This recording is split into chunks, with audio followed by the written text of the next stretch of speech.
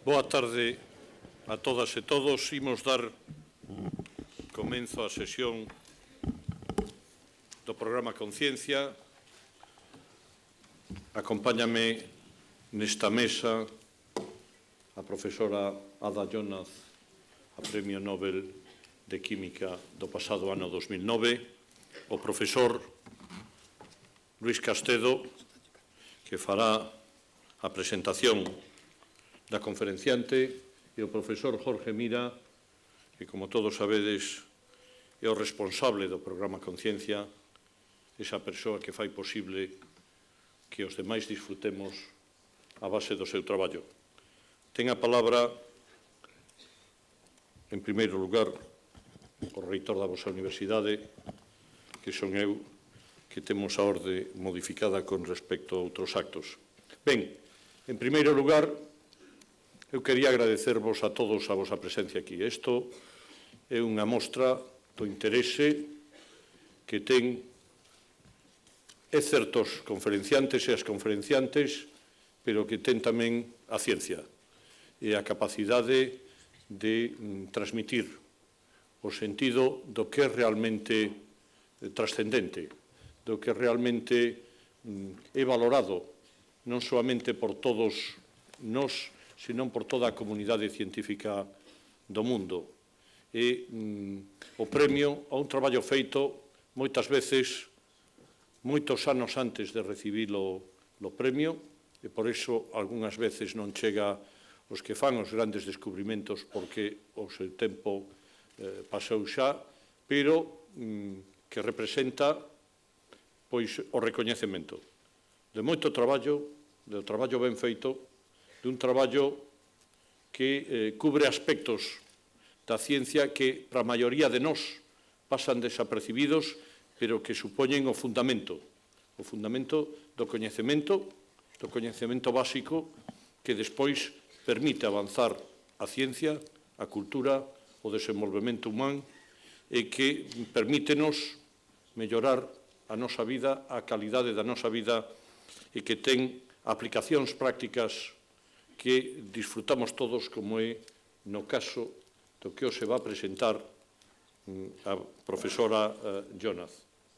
Para a Universidade de Santiago é a posibilidade de compartir a través das reunións que teñen lugar durante os días de presencia destas personalidades que están a acompañarnos ao longo dos últimos anos, varias veces ao ano, en Santiago, máis en Lugo. Falábamos hai un rato de a presencia de un premio Nobel Hanover que estivo aquí e que é ben coñecido da nosa conferenciante hoxe por ter traballado e mesmo irse a topar con el mañán en Berlín nunha reunión que celebran ali e que non somente por ser premios Nobel esos dous, senón por compartir moito do traballo que están a facer.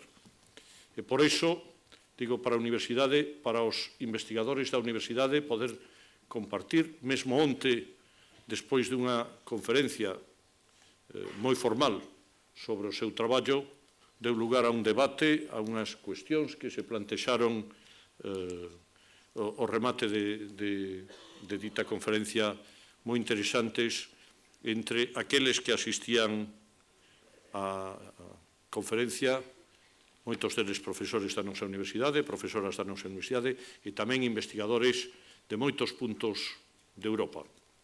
E, polo tanto, pois a universidade enriquecese destes contactos, os investigadores enriquecese destes contactos, a cidadanía de Santiago enriquecese coa presencia deles e ocasión de traballar nun proxecto non que soamente hai vencedores. Iso é o obxectivo do programa Conciencia, é un éxito para a cidade de Santiago, para o consorcio que é o gran valedor, o que fai posible que isto tivera lugar todos estes anos e siga a tener lugar nos próximos anos.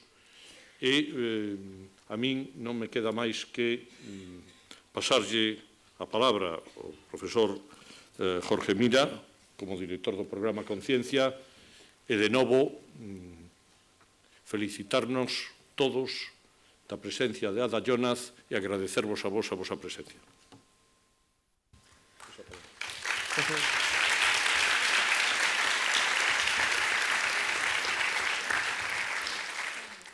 Moitas grazas, reitor. A presenza de hoxe demostra que o programa medra aínda máis, o cal sempre complicado, dados os niveis nos que nos movíamos. Bueno, vou a forrar un pouco de texto porque, bueno, quereredes que empece a falar xa a nosa invitada. Simplemente, como sempre, agradecer as partes que soportan esta iniciativa, como non o Consorcio de Santiago, que, bueno, é o motor económico e tamén motor en moitos puntos de vista desta actividade. Tamén o Xacobeo 2010, que este ano apoia bastante forte esta iniciativa.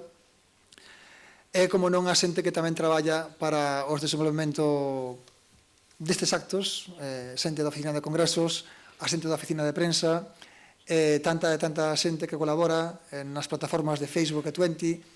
Bueno, pois, se me pusese a desgranar e a debullar toda a xente que axuda, pois, tería unha recua moi longa.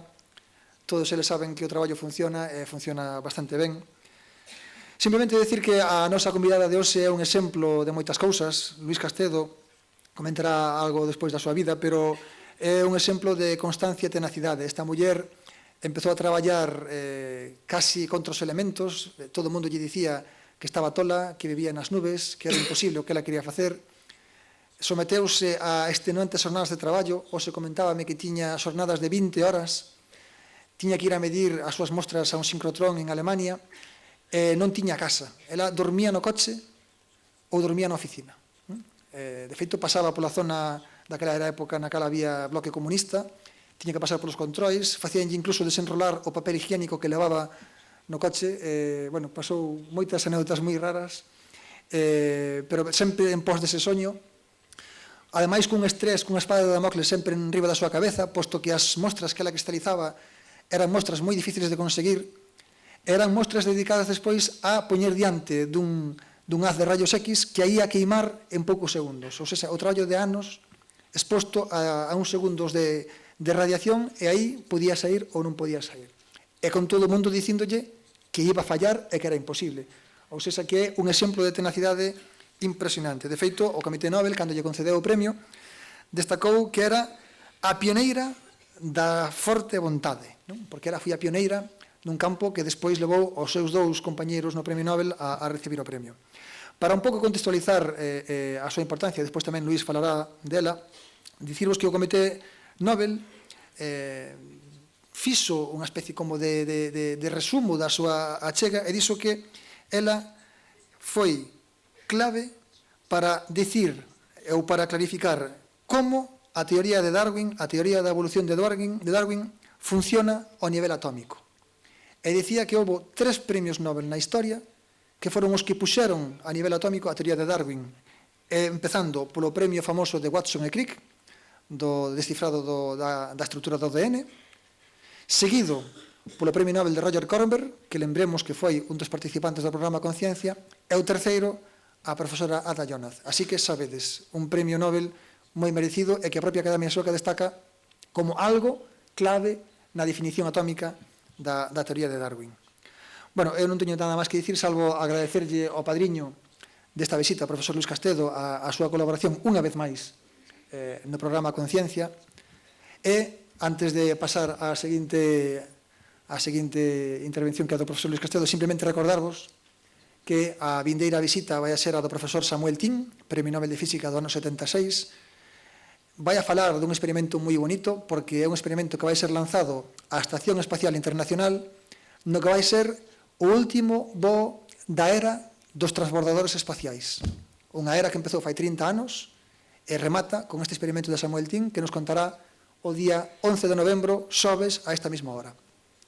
E despois tamén lembrar que o último acto do programa Conciencia deste ano será a entrega do Premio Fonseca de Comunicación da Ciencia a unha persoa moi coñecida, Sir David Attenborough, un premio merecidísimo, un dos grandes iconos da comunicación científica no mundo, e será tamén a mediados de novembro, a semana seguinte do acto de Samuel Tin. E sen máis, pois deixo vos con bueno, Reitor. Non hai problema ningún.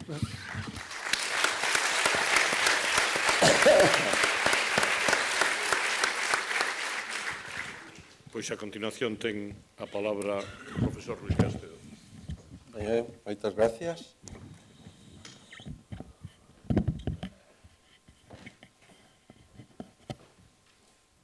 Buenas tardes. Es para mí un gran honor y privilegio el presentarles a la profesora Ada Jonath, Premio Nobel de Química 2009.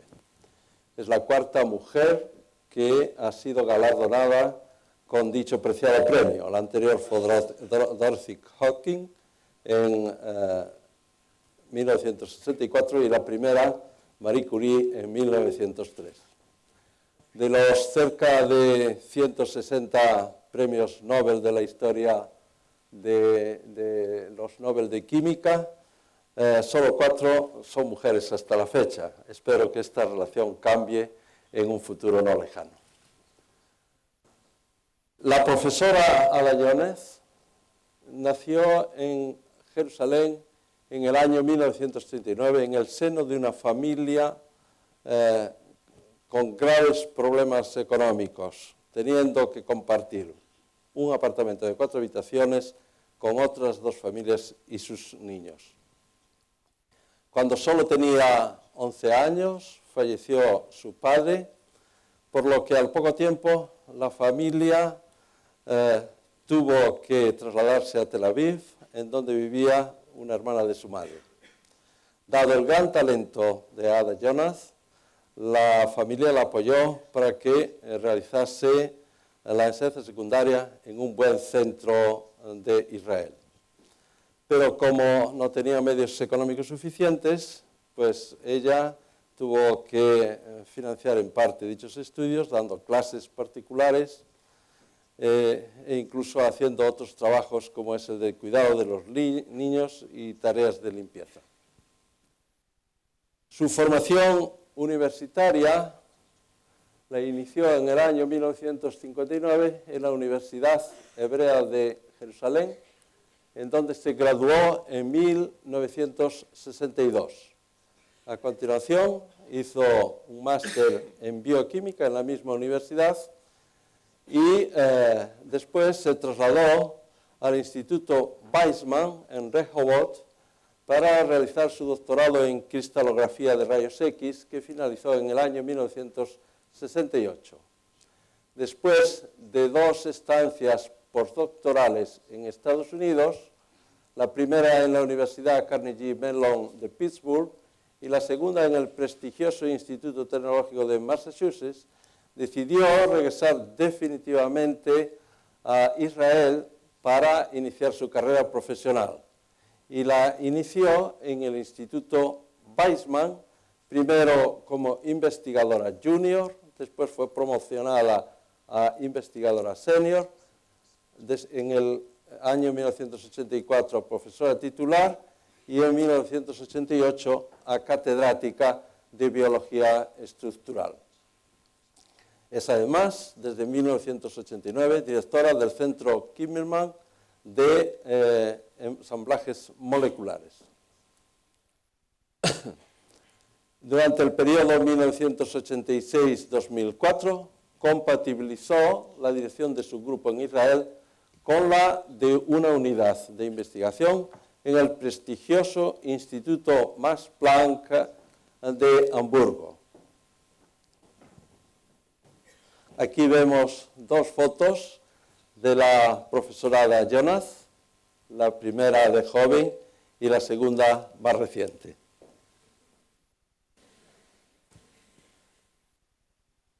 Es autora de cerca de 200 artículos en revistas científicas de gran prestigio y de varios capítulos de libro. Ha recibido numerosos honores, aquí solo relaciono unos pocos, y ha sido galardonada con numerosos premios, entre ellos el Nobel de Química, por los estudios sobre la estructura y función del ribosoma que compartió con otros dos grandes científicos. En el estudio de la estructura es pionera, pero cuando inició sus trabajos, pues muchos de los colegas de la comunidad científica internacional, o la mayoría, pues fueron incrédulos acerca de ese proyecto e incluso llegaron a decir de ella que era una ilusa, una soñadora, y hasta que no debía de estar muy bien de la cabeza. Pero ella no cejó en su empeño y finalmente consiguió lograr la resolución de esta importante máquina molecular de forma muy exitosa. Aquí vemos a la profesora Ada Jonas en su laboratorio de difracción de rayos X, así como aparecen recogidos de manera muy breve diversas opiniones que aparecieron en distintos medios de comunicación. Por ejemplo, que investigar en una empresa es perder independencia científica. Los antibióticos no dan dinero. Es mejor encontrar algo que se tenga que tomar durante 40 días. Los antibióticos en 4 o 7 días ya te han curado e incluso te hacen más fuerte al cabo de unos meses. Nunca pensé en si era mujer o no cuando decidí dedicarme a la ciencia. Las mujeres somos la mitad de la población. Creo que el mundo está perdiendo la mitad de la fuerza cerebral. Me gustaría que las mujeres tuviesen la oportunidad de hacer lo que les resulte interesante. El Real Madrid interesa más que cualquier descubrimiento. Finalmente, yo deseo agradecer muy vivamente el esfuerzo que ha tenido que hacer la profesora Jonas para estar hoy con nosotros. Ya bien conozco que tiene una agenda súper apretada y es una joya el poder disfrutar de su presencia aquí. Yo le cedo ahora la palabra para que nos dicte su conferencia sobre el tema por el cual le han dado el premio Nobel, es decir, sobre el ribosoma. Muchas gracias a todos. Nos vamos para abajo. Nos vamos para abajo. Quedas tú, Jorge.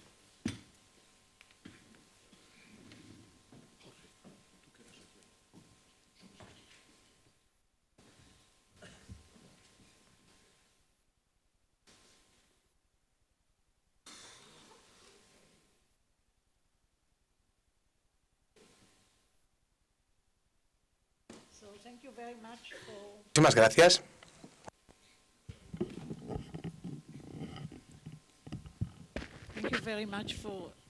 Gracias por haber venido aquí. E intentaré contaros algunas historias y anécdotas acerca de lo que ya han escuchado en la presentación. Es decir, casi prácticamente se ha dicho todo lo que yo quería decir en mi conferencia, pero quiero comenzar con el Real Madrid porque usted terminó hablando del Real Madrid. El motivo por el cual mencioné el equipo del Real Madrid fue accidental, es decir, era simplemente un partido de fútbol que tenía lugar el día de la semana en el que tuvo lugar la entrevista y dije que el Real Madrid parecía más interesante para la gente en general y para la sociedad que cualquier otro tipo de descubrimiento. Pero hace un mes aproximadamente estaba en Madrid y estaba ahí en mi hotel.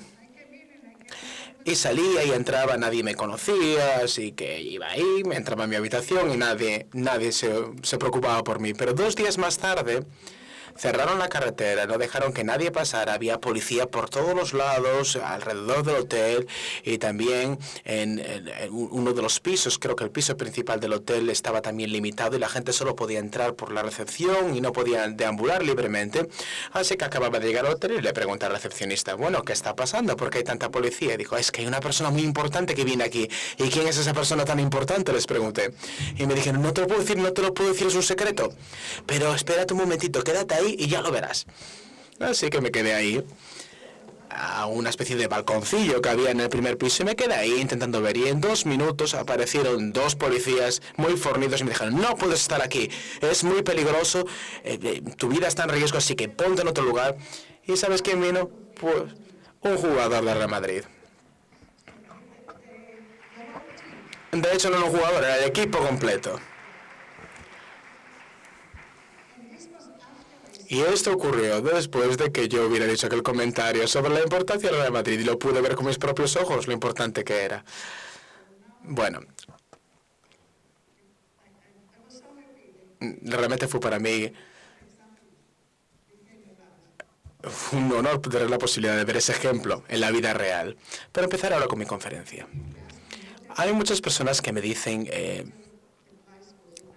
¿qué tipo de reacción tuve cuando se anunció el premio? Bueno, el premio fue anunciado hace aproximadamente un año, creo que hace 1 año y 1 semana concretamente. ¿Saben lo que ocurrió?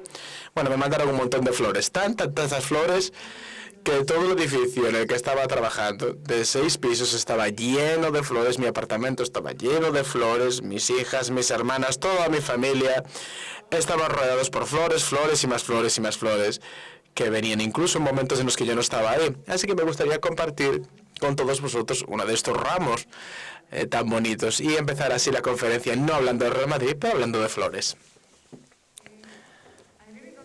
Realmente no sé quiénes sois y no sé hasta qué punto tenéis o no tenéis conocimientos de bioquímica, así que si resulta demasiado obvio, perdónenme por ello. Si por el contrario resulta algo complejo que no entendáis, tampoco tengo ningún tipo de problema para que hagan una pregunta, incluso me interrumpan durante la conferencia.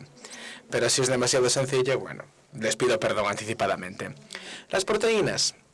Las proteínas son moléculas, compuestos moleculares que aparecen en las células y que básicamente conforman parte de las funciones básicas de todos los organismos. Y lo que les muestro aquí son proteínas que están involucradas en el organismo y que naturalmente tienen que ver con un organismo llamado ser humano y desempeñan todo tipo de funciones. Por ejemplo, tienen funciones sensoriales. Hay proteínas sensoriales que lo que hacen es ayudarnos a ver o a escuchar. Hay proteínas estructurales que, por ejemplo, nos aportan algún tipo de estructura, por ejemplo el cabello, o también la piel, o el colágeno concretamente es un elemento proteico, o los cartílagos que conforman nuestra estructura ósea y muscular, y también hay proteínas que sirven como señalizadoras y otras que sirven como reguladoras. Es decir, esto ocurre, por ejemplo, para indicar las órdenes que tienen que realizarse en una célula o no, o los enzimas también, que son aquellas proteínas que hidrolizan los alimentos que consumimos o que combinan entre sí diferentes piezas para fabricar nuevas moléculas. Y también hay proteínas de transporte. Así que me gustaría empezar con un ejemplo de proteínas de transporte. Todos conoceréis la palabra hemoglobina, ¿verdad? La hemoglobina es una proteína transportadora, cuya función es transportar el oxígeno desde los pulmones hasta los músculos.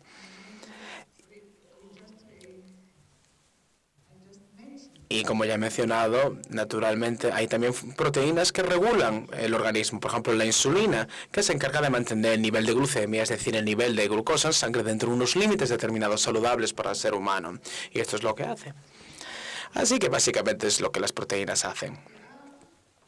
Hay más de 25.000 tipos diferentes de proteínas en un cuerpo humano adulto. Evidentemente, hay menos, naturalmente, cuando el organismo está menos desarrollado. Hay 100.000 billones de células en el ser humano, con lo cual se puede imaginar la cantidad increíble de proteínas que puede haber en un cuerpo humano, en el cuerpo humano de una única persona. Las proteínas evidentemente no duran para siempre, se están continuamente refabricando, reproduciendo para aproximadamente cada tantos días, de tal manera que nuestro cuerpo produce una cantidad tan enorme de proteínas y tan variable en un periodo de tiempo tan poco es increíble. Es decir, por ejemplo, lo que éramos hace una semana en nuestro interior no es lo que somos hoy en día. Y posteriormente hablaré de esto en más detalle, pero si tenemos que calcular la cantidad de proteínas que hay aquí en esta misma sala, esto sería una pregunta muy difícil de responder, os lo puedo garantizar. ¿Pero qué son las proteínas? Las proteínas son básicamente compuestos de aminoácidos, son los bloques constitutivos. Y hay 20 tipos diferentes de aminoácidos en el reino animal. Todos ellos tienen, digamos, un elemento fundamental que lo he dibujado aquí como si fuera un juego de Lego, porque yo creo que es fácil verlo como un puzzle y así se entiende mejor. pero tienen diferentes, digamos, elementos. La parte fundamental, el esqueleto del aminoácido es el mismo. Pero, sin embargo, luego hay otros puntos puntuales que varían. Y estos puntos pueden variar, estas cadenas moleculares. Algunas de ellas tienen funciones concretas, otras, por ejemplo, dan un carácter específico, una naturaleza de este aminoácido. Y así sucesivamente. Estos bloques constitutivos, los aminoácidos, se combinan entre sí, evidentemente, como podemos observar aquí, constituyendo como si fuera un puzzle. Por ejemplo, podemos observar cómo las cadenas laterales están a uno de los lados u otros. Esto es una proteína corta que progresivamente se va alargando. Y aquí, evidentemente, ya es todo más complejo, conforme una línea más sinuosa.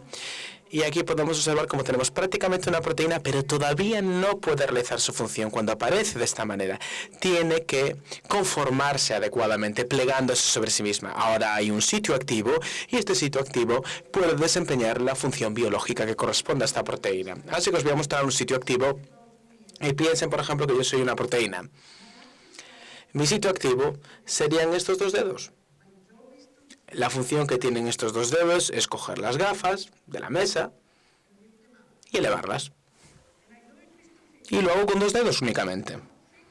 Ahora piensen, por ejemplo, en las posibilidades de que tenga estos dos dedos, pero uno de ellos está aquí y el otro está aquí. De esta manera, como lo podemos observar. Pues tengo todos los componentes, los dedos están bien, pero sin embargo no podría hacer la función de desempeñar las gafas, ¿verdad que no? Es decir, las gafas no tienen, los dedos, mejor dicho, no tienen que estar únicamente, orgánicamente bien constituidos, pero además tienen que estar en el espacio concreto. Y esto es evidentemente lo que llamamos estructura o replegamiento en el caso de las proteínas. Les mostraré más ejemplos. Simplemente quiero hacer una declaración antes de seguir adelante. Lo que voy a mostrar es el hecho de que la estructura es equivalente a la función, la estructura nos da función y esto resulta correcto siempre y real en la naturaleza. Y os voy a mostrar algunos ejemplos. Por ejemplo, el clip, un clip. Me imagino que todos sabréis lo que es un clip, ¿verdad? Es un objeto que se utiliza para unir dos o más páginas, cuando tiene la estructura adecuada. Pero sin embargo, si cojo el mismo clip, todos los componentes están ahí, y lo abro, lo doblo y hago una estructura diferente, esto evidentemente no puede hacer la misma función, ¿verdad que no?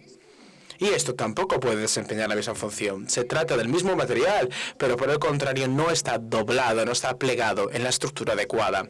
Y esto es lo que quiero decir con el hecho de que la estructura es funcional.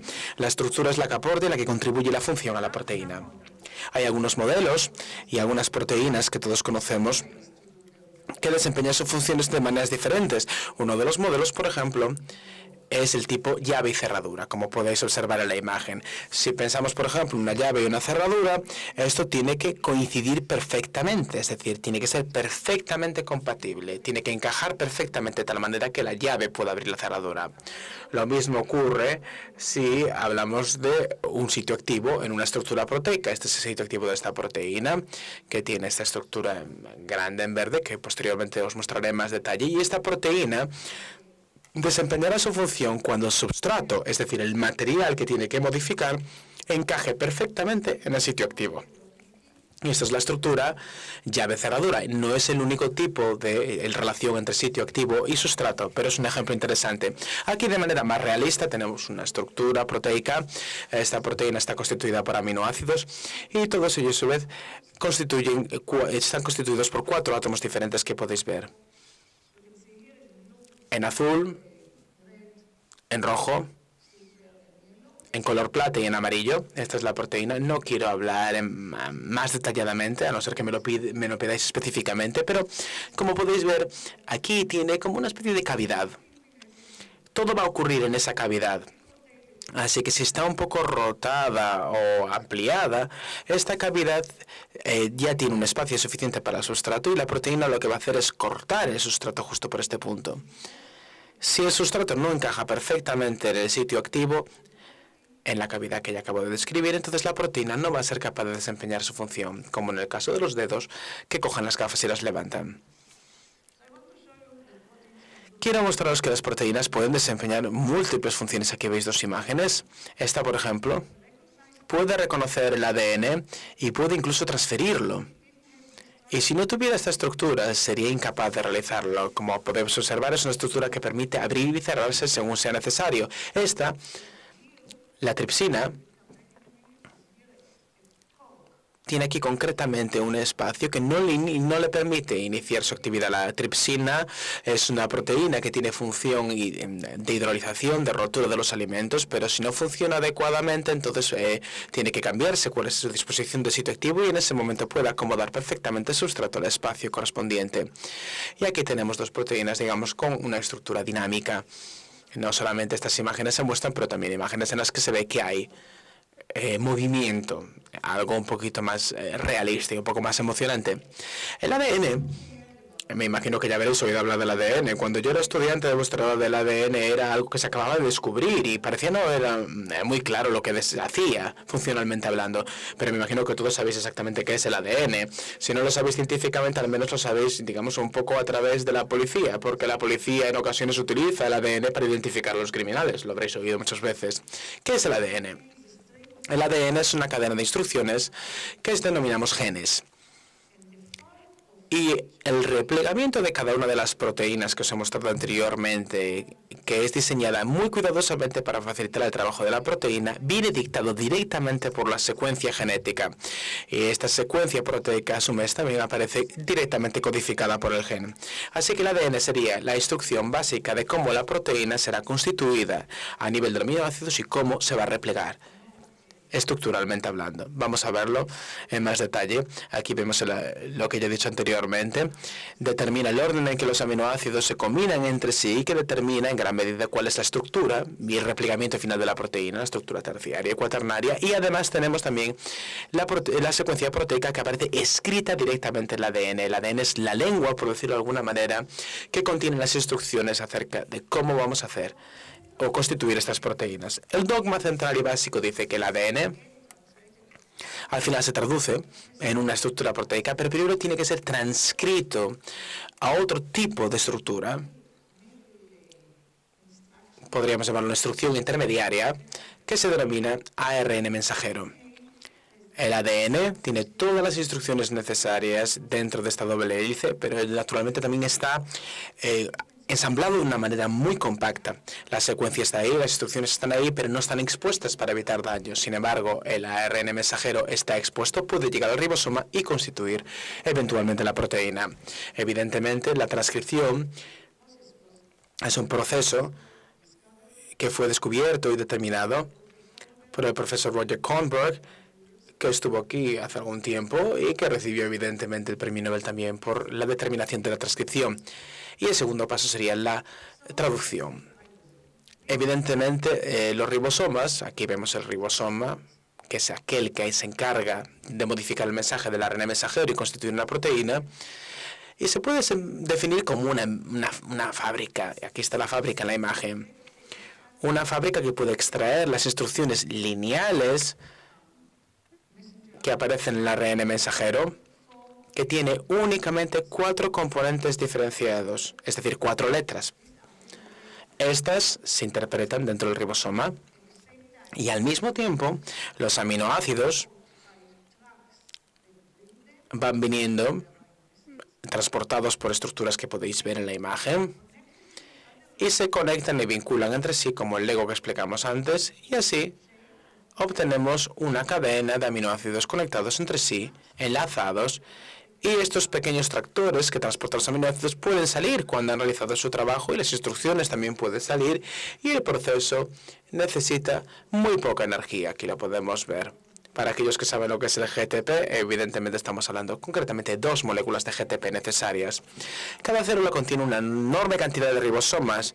Ya dijimos anteriormente que también cada célula contiene una enorme cantidad de proteínas, pero también una gran cantidad de ribosomas, como estructura necesaria para construir las proteínas. Las células mamarias muy activas, de los mamíferos muy activas, como por ejemplo las células hepáticas, los hepatocitos pueden tener hasta 6 millones de ribosomas trabajando conjuntamente en una sola célula, en este caso, en el caso de un hepatocito, una célula hepática. Incluso las células bacterianas pueden tener una gran cantidad de ribosomas. Evidentemente, las bacterias son organismos monocelulares, pero viven de por sí mismos, es decir, saben cómo alimentarse, saben cómo multiplicarse, por tanto, viven en términos biológicos y también necesitan ribosomas para poder constituir sus propias proteínas. Los ribosomas actúan de manera continuada y pueden constituir hasta 15 enlaces entre los diferentes aminoácidos en solamente un segundo. Y esto, en mi opinión, es uno de los hallazgos más importantes que jamás podríamos traducir al mundo de los seres humanos. Un científico, por ejemplo, como soy yo, cuando tengo que constituir algo, necesito horas. Es decir, para hacer un enlace necesito una temperatura muy adecuada, una acidez excelente, pero los ribosomas, sin estas condiciones, pueden llegar a hacer hasta 15 o 20 enlaces en un único segundo. Una proteína normal puede tener en torno a 200 bloques constitutivos. Es decir, en otras palabras, el ribosoma tiene que hacer 200 enlaces y esto será cuestión de segundos. Así que cada pocos segundos tenemos una nueva proteína que acaba de ser fabricada. Hasta ahora hemos dado proteínas que son necesarias para la actividad cotidiana, para la vida, como por ejemplo la hemoglobina, la insulina u otras. Es decir, para la vida normal que se producen de manera continuada. Pero también hay algunas proteínas que son constituidas y producidas única y exclusivamente cuando se necesitan. Por ejemplo, cuando hay un pequeño problema, como por ejemplo que entre algo dentro de nuestros ojos, empezamos a llorar, es decir, a lagrimear. No porque estemos tristes o algo nos haya ocurrido, es decir, no es suficiente simplemente que nos ha entrado un poquito de polvo en el ojo, no vamos a llorar por eso. Pero es simplemente por el hecho de que en las lágrimas hay una enzima, una proteína que puede romper las paredes celulares de las bacterias y puede ser que en ese polvo haya bacterias y por ello el ojo tiene que protegerse de cualquier tipo de agente foráneo. Y es por ello por lo que esta proteína tiene que ser sintetizada en ese momento. No resulta económica estar sintetizándola continuamente, así que solo se fabrica cuando hay un agente extraño en el ojo. Lo mismo sucede con otras proteínas que solamente se fabrican cuando hay una condición estresante. Por ejemplo, para que el cuerpo responda a una situación de estrés. Por ejemplo, tenemos un problema cardíaco. Vamos al hospital y el doctor nos dice, bueno, mira, has tenido un problema cardíaco, has tenido un problema, pero bueno, fuiste capaz de resolverlo por ti mismo. Esto ocurre porque tenemos múltiples instrucciones proteicas que son capaces de resolver problemas cardíacos, pero no los necesitamos todo el rato. Por ejemplo, especialmente cuando somos jóvenes y cuando al menos nos espera que tengamos problemas cardíacos. Pero evidentemente hay una autorregulación de lo que están haciendo los ribosomas y las proteínas, como ya he dicho, se siguen sintetizando todo el rato. Los ribosomas no solamente trabajan a gran velocidad, sino que además apenas cometen errores. Como media suelen cometer uno en cada millón de enlaces. Así que cuando decidí que quería entender cómo funcionaban los ribosomas, pensé, como ya dije anteriormente, que la estructura es función. Y por ello lo que intenté fue determinar la estructura. Y aquí podemos ver directamente lo que obtuvimos. El ARN mensajero, las instrucciones que entran dentro de esta pequeña subunidad. Los ribosomas tienen dos subunidades, es algo que no mencioné previamente. Y ahora llega el primero de los camiones, por llamarlo de alguna manera, que nos trae el aminoácido. Viene, permite que se realice el enlace y la unidad más grande, la subunidad más grande del ribosoma puede ahora aproximarse y ahora tenemos directamente un ribosoma activo. Y todos los camiones, por llamarlos de alguna manera, que traen estos aminoácidos, permiten la decodificación de las instrucciones del ARN mensajero y vamos viendo cómo progresivamente se van creando los enlaces entre los aminoácidos en esta subunidad de mayor tamaño ribosoma. Puedo repetir, por tanto, que los ribosomas tienen dos subunidades. La pequeña se encarga de atraer al ARN mensajero y la más grande se encarga de la constitución de los enlaces entre los aminoácidos. Todo se va moviendo progresivamente junto con las instrucciones y los enlaces se van haciendo progresivamente hasta que finalmente salgan por un túnel en la subunidad más grande. Ahí lo podéis ver. Y ahora podemos ver al ribosoma que sigue y continúa trabajando y una pequeña proteína que se va fabricando. Ya podemos ver cómo va saliendo por ese túnel. Espero que veáis más o menos que hay un pequeño brillo que constituye la proteína y va saliendo por aquí, ya replegada sobre sí misma o con agentes que la van a ayudar a replegarse, y todo va a continuar trabajando hasta que haya un punto, una instrucción que indique el fin de la síntesis de la proteína, y luego van a haber unos factores que en definitiva simplemente permitirán la separación de las dos subunidades.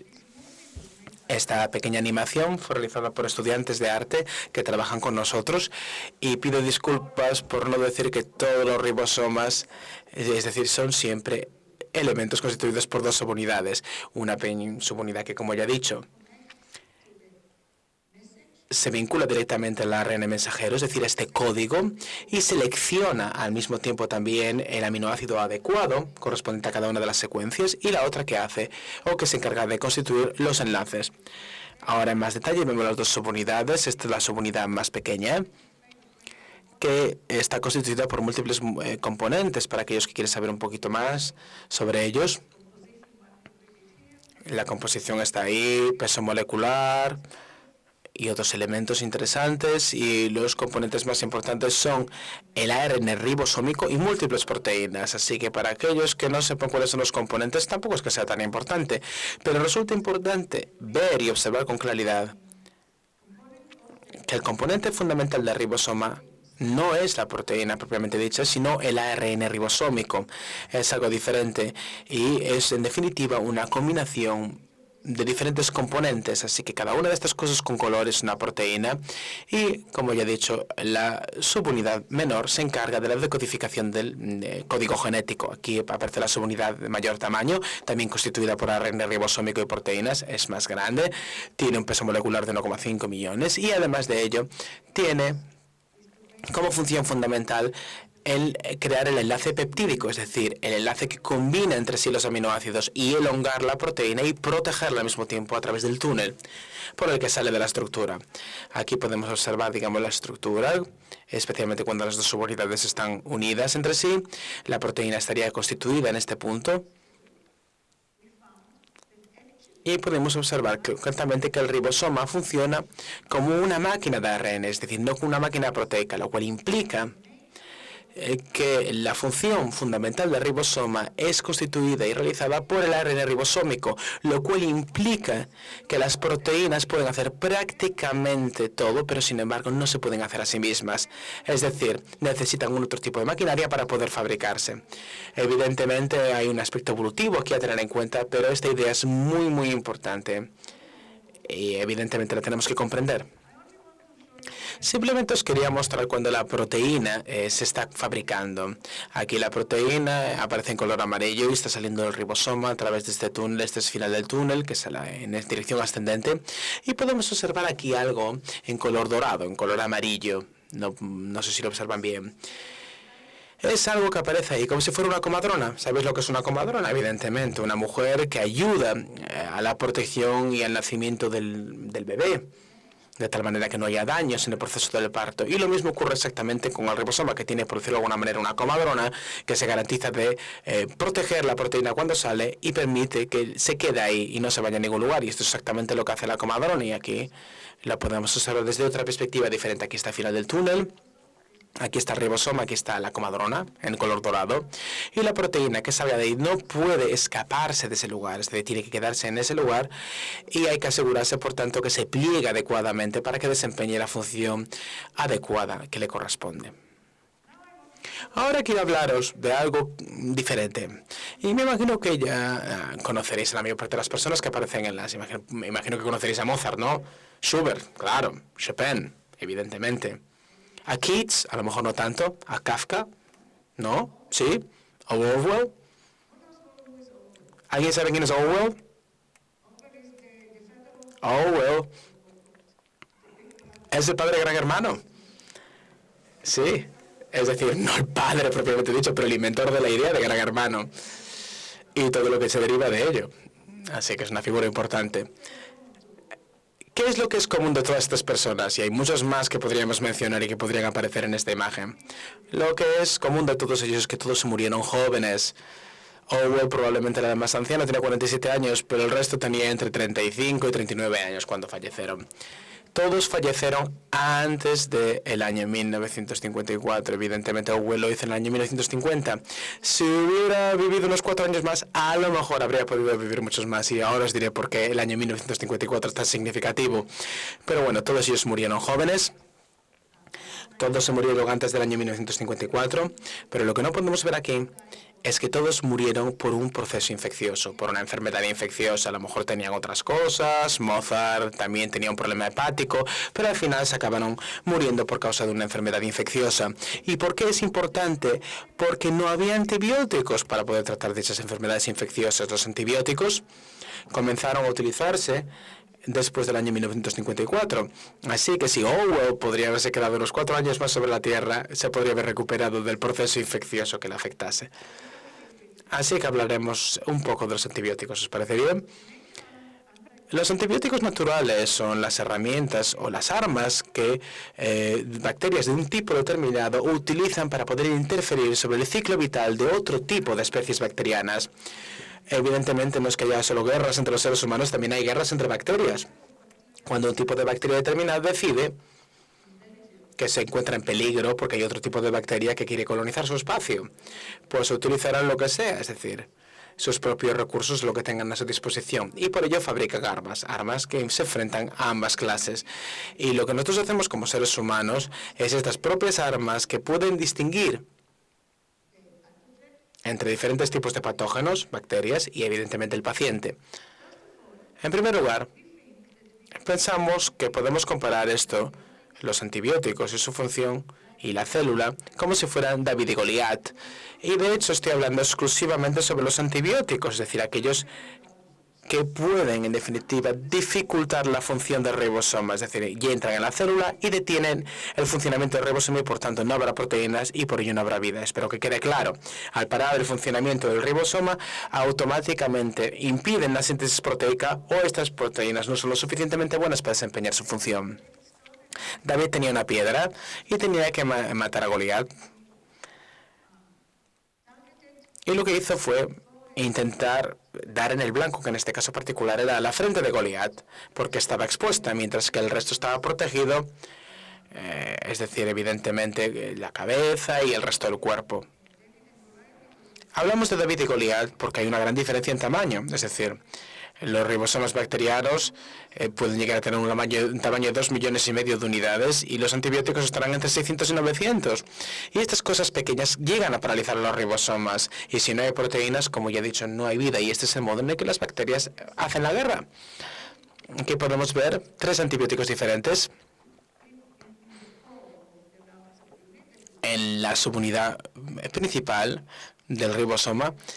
Y estos diferentes tipos de antibióticos pueden hacer diferentes cosas, por ejemplo, interrumpir la síntesis del enlace peptídico entre los aminoácidos o el pasaje de la proteína recién sintetizada a través del túnel. Aquí os voy a mostrar, por ejemplo, el antibiótico que impide el progreso de esta proteína recién sintetizada, es la eritromicina, a lo mejor han escuchado hablar de ella. Aquí está el enlace peptídico que se está fabricando en este punto, la proteína se está sintetizando y seguirá ese túnel, evidentemente, si no hay un elemento que lo detenga.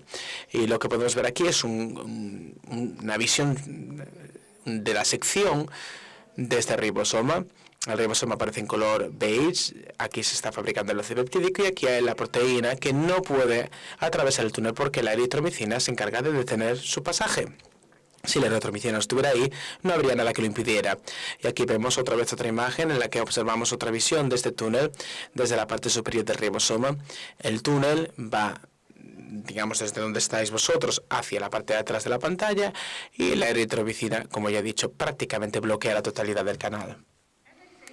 Como ya he dicho anteriormente, los antibióticos tienen que llegar directamente al sitio activo del ribosoma, porque si no, evidentemente, estas pequeñas cosas no tendrían ninguna función negativa. Pero el caso es que todos los sitios activos de los ribosomas son muy protegidos. Los ribosomas que funcionan en las bacterias funcionan igual o de la misma manera que los animales superiores. Así como hacen los antibióticos para poder distinguir adecuadamente y diferenciar entre el ribosoma bacteriano que queremos detener y el ribosoma del paciente que evidentemente no queremos tocar ni queremos afectar en su función. Bueno, aunque evidentemente hay diferencias sutiles que me gustaría mostraros a continuación, aquí tenemos, por ejemplo, en la pared de este túnel, y aquí hay múltiples antibióticos de la familia de la eritromicina.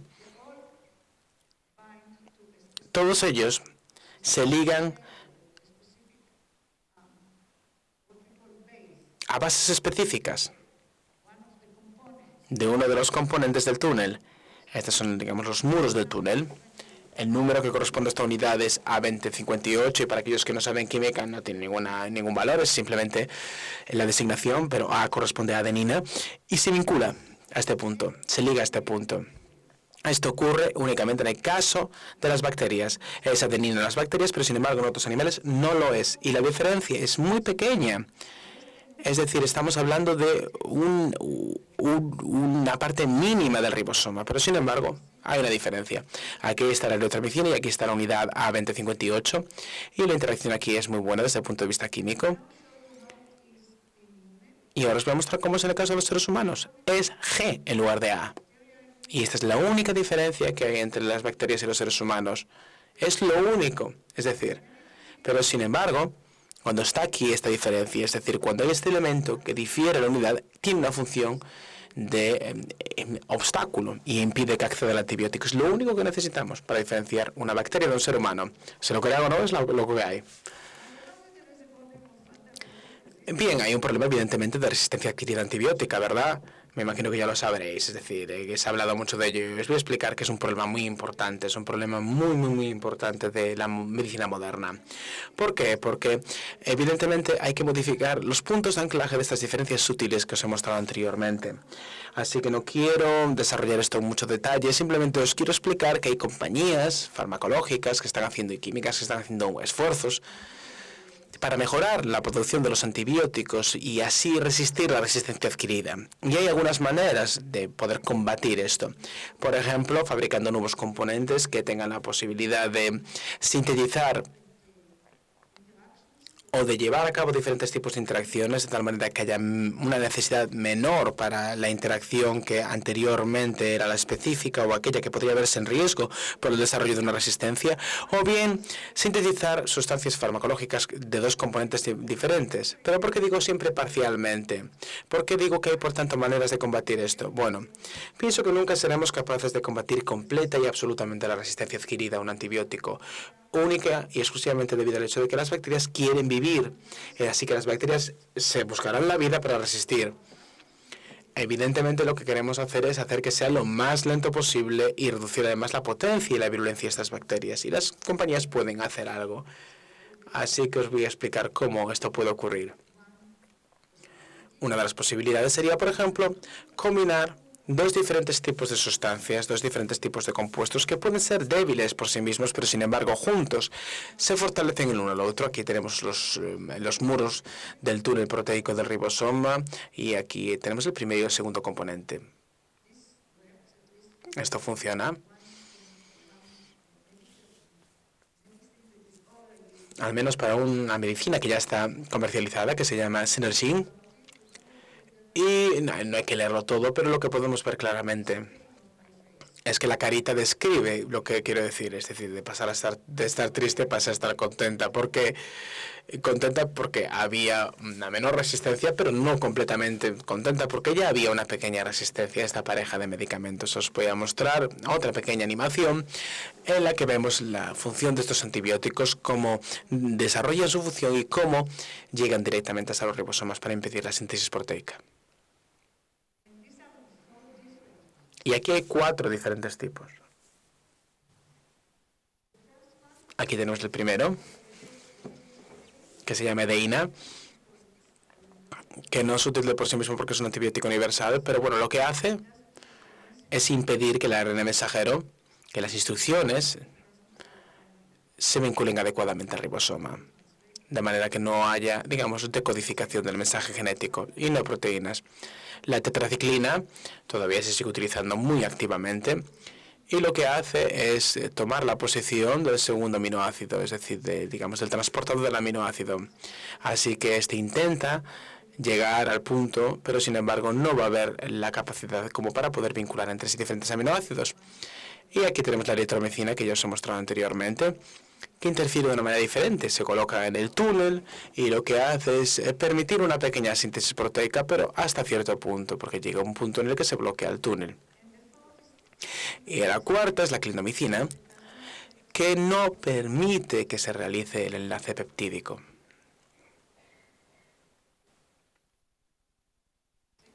¿Lo veis? No hay conexión.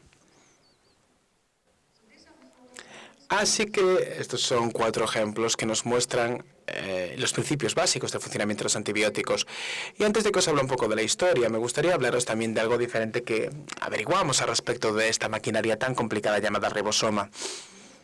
Lo analizamos, hemos trabajado, comparamos diferentes elementos y reflexionamos un poco al respecto y encontramos en su interior esta región que pensamos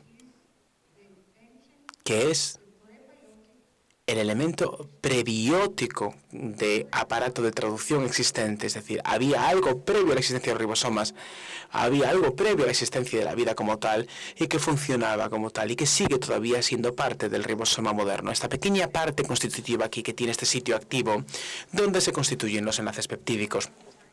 Así que ahora estamos intentando verificar y comprobar lo que pensamos y este es, digamos, uno de los objetivos que perseguimos en el futuro. Pero nos resulta emocionante ver que hay una maquinaria que forma parte de los tiempos prebióticos, que todavía conforma parte de una maquinaria mucho más sofisticada y compleja a día de hoy. Para mí es algo apasionante, sin duda. Bien.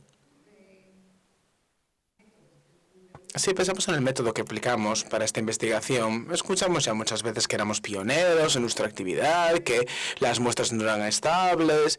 Bueno, quiero explicaros con un poquito más de detalle cómo ocurrió todo, para que entiendan la historia de principio a fin.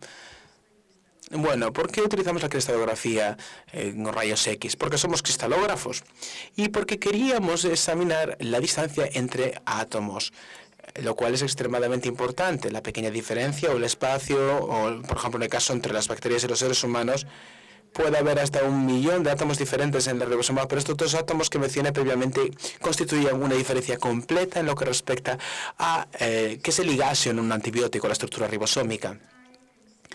Aquí, por ejemplo, vemos que el ser humano puede ver insectos, a lo mejor estructuras incluso más pequeñas que los insectos. Un microscopio ligero puede ver bacterias, puede ayudarnos a visualizarlos. O un microscopio electrónico puede llegar a ver virus, o incluso proteínas de gran tamaño. Pero para poder ver las diferencias entre átomos y estructuras moleculares necesitamos un tipo de lente que no existe. Es decir, no hay lente que nos permita poder ver la distancia que existe o la precisión con la que queríamos desarrollar esta investigación. Así que en lugar de utilizar lentes, como en el caso de los microscopios, lo que utilizamos es rayos X, y en lugar de ver, digamos, la transmisión de las estructuras y características ópticas típicas, lo que hacemos es buscar algo diferente, que es la difracción. ¿Qué es difracción? Bueno, se puede ver aquí claramente. Aquí tenemos un cuerpo o cualquier tipo de estructura que queramos medir. Y estos puntos rojos son puntos referenciales. Aquí entran los rayos X a través de la muestra y hay un proceso de difracción en múltiples direcciones y con intensidades diferenciadas. Esto es básicamente lo que ocurre. Pero estos pequeños puntos son elementos de indicación que la muestra, por ejemplo, que necesitamos es un cristal. Y lo que estamos haciendo es, por ejemplo, utilizar cristales a través de los cuales obtenemos un proceso de difracción. Es decir, el haz de rayos X que está divergido en una dirección diferente. Y esto lo podemos recoger en diferentes elementos de registro. A continuación necesitamos algún tipo de aparato, un ordenador y además también naturalmente un conocimiento que está el ser humano, el cristalógrafo. Y a continuación lo que obtenemos finalmente, combinando estos elementos informáticos y difractorios, una serie de mapa, como una especie de topografía que nos muestra dónde se encuentra el material, en este caso concreto nuestros electrones, porque los electrones sufren un proceso de resonancia a través de la difracción de los rayos X. Y esto nos permite crear este mapa y determinar si aquí hay gran cantidad de material y por tanto hay un átomo, y a través de ello podemos entender adecuadamente cómo funciona la estructura, hasta que finalmente obtenemos una estructura más o menos plausible. Así que aquí lo que vemos es una pequeña molécula, pero aquí sin embargo forma parte del ribosoma. Y a continuación obtenemos la estructura, es decir, aquí en este caso una proteína. Los cristales. Bueno, un cristal, por ejemplo, de sal es fácil de obtener. Se compra ya directamente cristalizado. La sal, ya sabéis cómo es, ¿verdad? Lo que ponéis en la salada. o en un plato de comida. Hay únicamente 2 átomos constitutivos y estos se pueden ensamblar de una manera muy adecuada en las dimensiones que podemos observar ahí. Es decir, es algo natural que ocurre en estos átomos y tiene una apariencia visible de cristal. Lo mismo ocurre con el azúcar, ¿verdad? E incluso pequeñas proteínas podrían aparecer cristalizadas. Y, por ejemplo, perfectamente un niño de sexto de GB o de sexto de primaria podría dibujar perfectamente esta estructura. ¿Sabe lo que es esta proteína? Es la proteína producida por las glándulas lacrimales que expliqué anteriormente.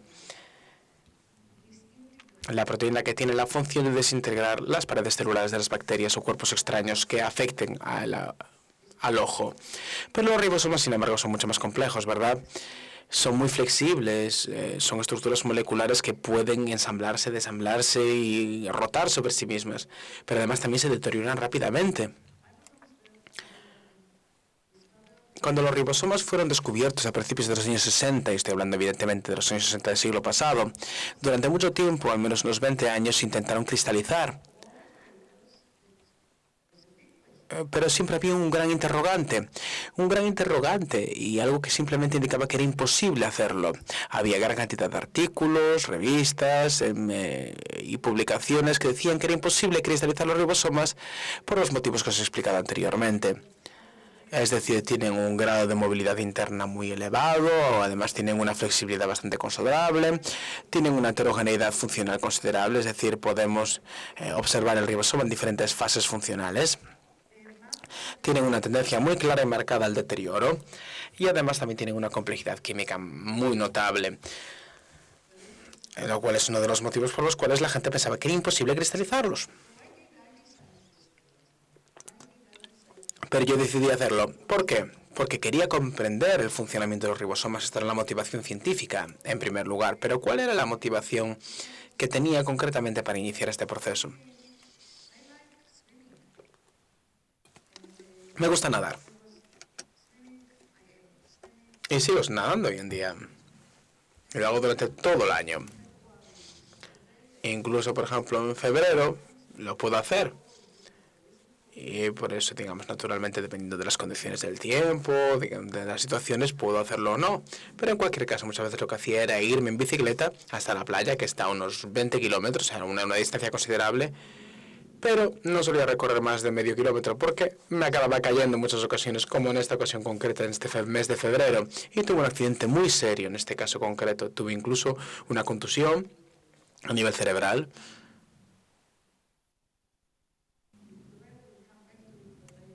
Seguro que me va a salir la palabra, pero bueno, no es que perdí la conciencia, me llevaron al hospital y os puedo contar historietas sobre lo que pasó en el hospital. Pero bueno, al final, lo que ocurrió este día en que tuve un accidente yendo a la playa es que no pude participar en un experimento que quería iniciar en aquel momento. ¿Por qué quería iniciar este experimento?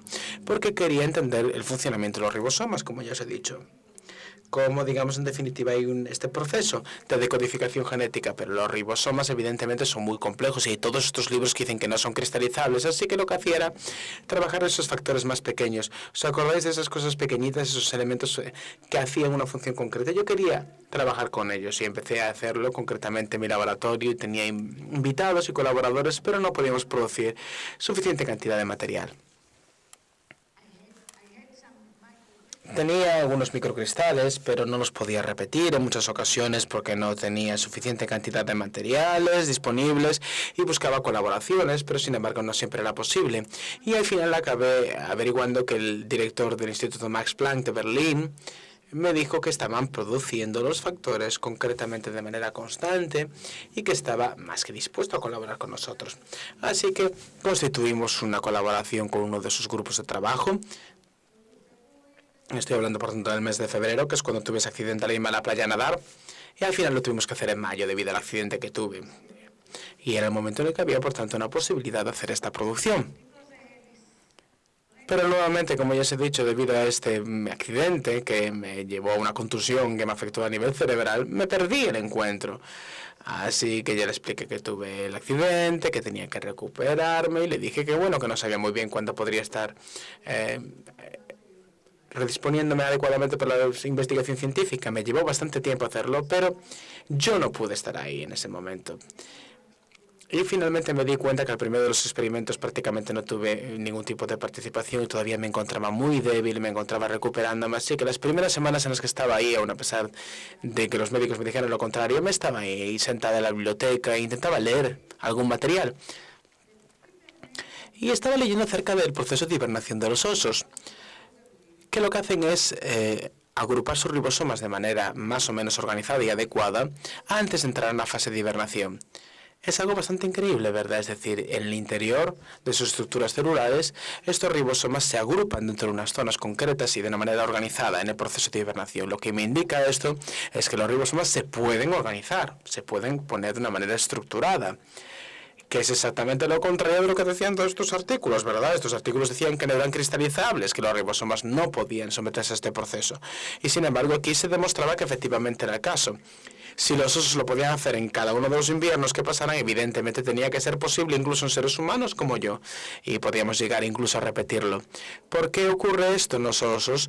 Bueno, es la manera de mantener múltiples ribosomas activos para que en el momento en el que se despierten puedan llegar haciendo cosas que no hacían mientras dormían. Necesitan proteínas, necesitan ribosomas en funcionamiento, y pensé que esta organización de los ribosomas es el modo en el que la naturaleza hace posible que los osos sigan manteniendo gran cantidad de su capacidad funcional y que estos ribosomas no se deterioren. Bueno, ¿qué teníamos que hacer entonces? Encontrar ribosomas procedentes de bacterias que fueran muy robustas, muy resistentes, por ejemplo, aquellas que viven bajo condiciones extremas, como ocurre, por ejemplo, en el Mar Muerto, que tiene una alta densidad de sal, o bien incluso también en manantiales de elevada temperatura, o incluso también en puntos en los que hay residuos nucleares. E intentar que estas bacterias se mantuvieran activas durante un tiempo relativamente superior al que normalmente se mantenían activas. Finalmente encontré el mecanismo adecuado y conseguí obtener estos ribosomas directamente provenientes del Mar Muerto, que es el mar en una situación de mayor depresión de todo el mundo. Está en Israel. Aquí podemos diferentes imágenes más cercanas, y ahí podemos observar claramente cómo la cantidad y densidad de sal es tan elevada que la sal sale cristalizada. Y ahí tenemos múltiples colonias de bacterias, como aquí se pueden observar, o aquí, o incluso después de que haya un descenso en el nivel del agua, o un proceso de evaporación entre el invierno y el verano, todavía sigue habiendo bacterias que se mantienen activas. Y por ello pensé que los ribosomas de estas podrían cristalizarse fácilmente. Y efectivamente conseguimos obtener estos cristales preciosos, una enorme cantidad de cristales ribosómicos de múltiples tipos. No todos ellos eran buenos y al principio no parecía tan claro. Aquí, por ejemplo, tenemos el inicio del proceso. Unos meses después de que iniciamos nuestro proceso de trabajo, en colaboración con un técnico, conseguimos obtener estos microcristales. Aquí tenemos una distancia de 0,1 milímetros. Incluso en aquel momento mucha gente pensaba que seguía siendo una locura.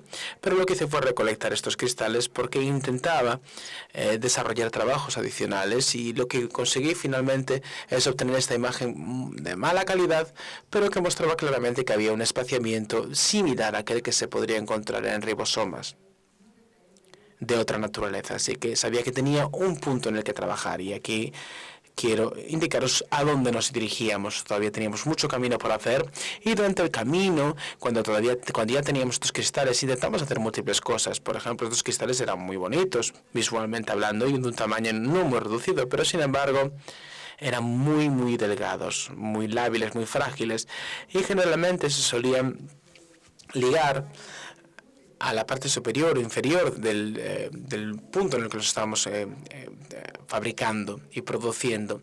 Y si de alguna manera podíamos separarlos del punto al que se unía la parte superior e inferior, a lo mejor podríamos llegar a estudiarlos con mayor detalle.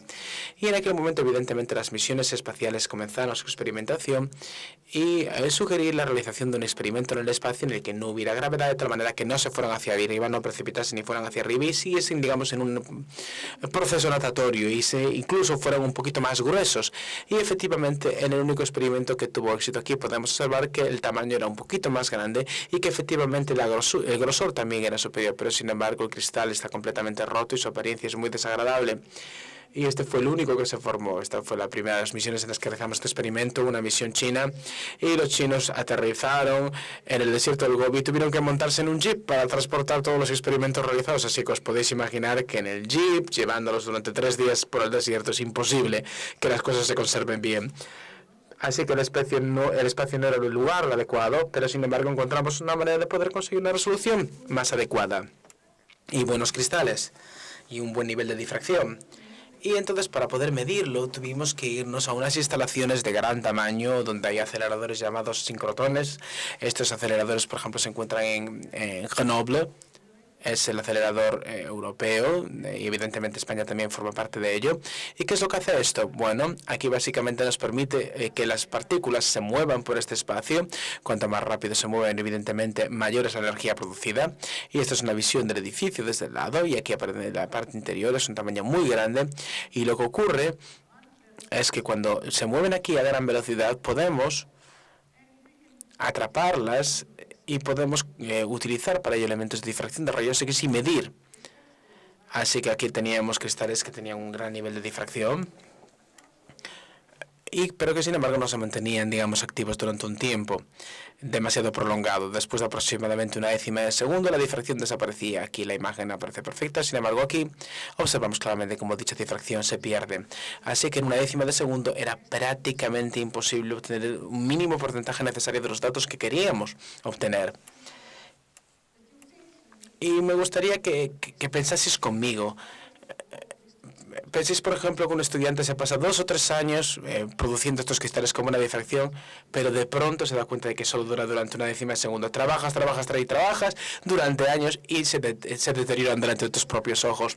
Así que estos cristales ribosómicos ya están dañados por los rayos X mucho más que cualquier otro tipo de cristal. Y así que pensé en el momento de lo que podría hacer.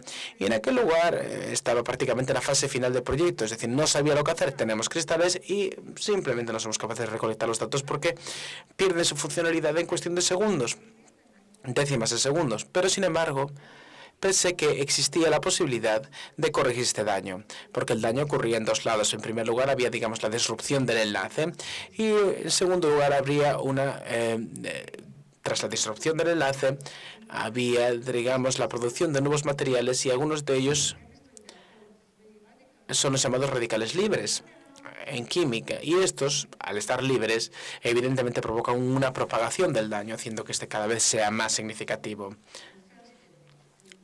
Creo que el daño local es prácticamente imposible de evitar, pero si podíamos enfriar a una criotemperatura estos cristales de tal manera que no hubiera propagación a través de los radicales libres, podríamos salvar esto.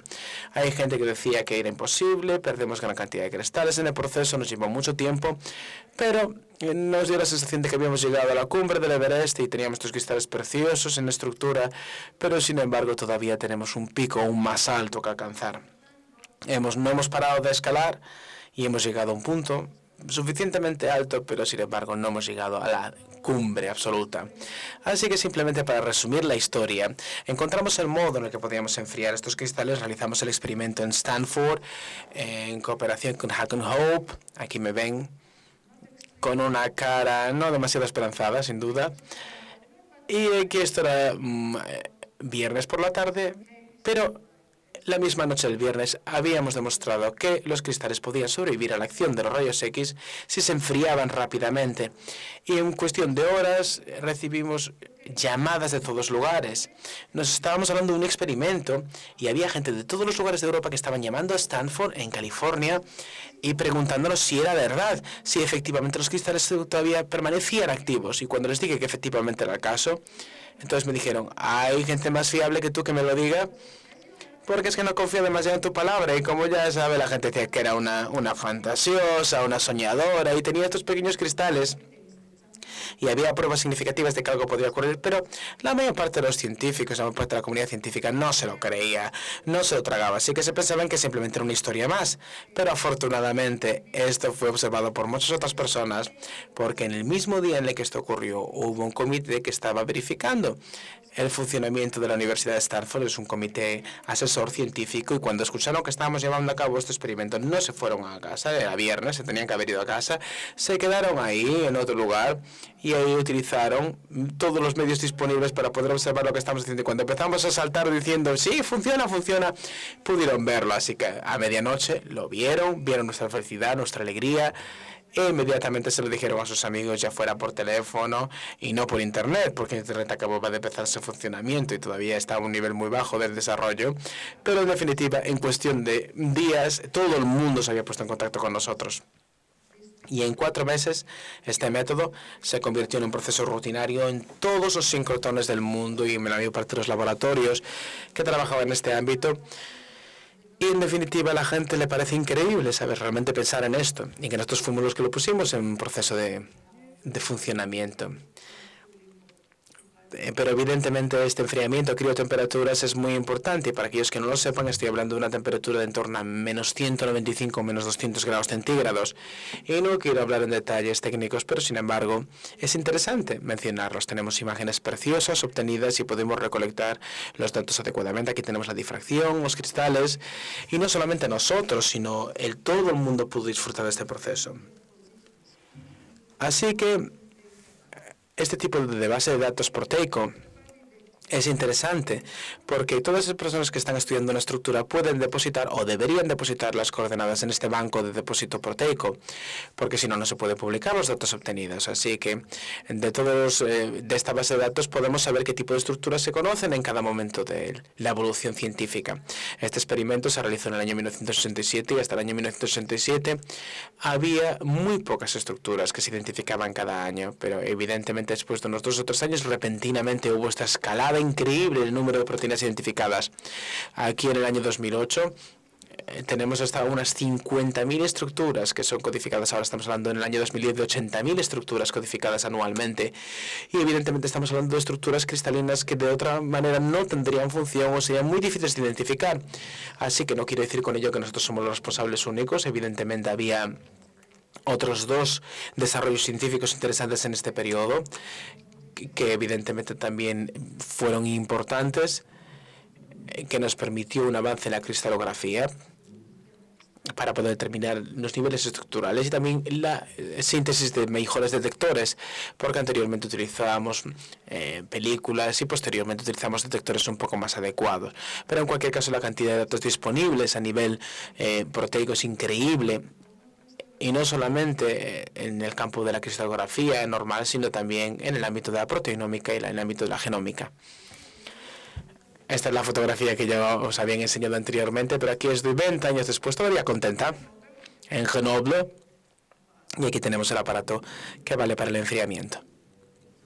Bueno, y ahora me gustaría aprovechar esta oportunidad para poder agradecer a algunas de las personas que estuvieron involucradas directamente en esto.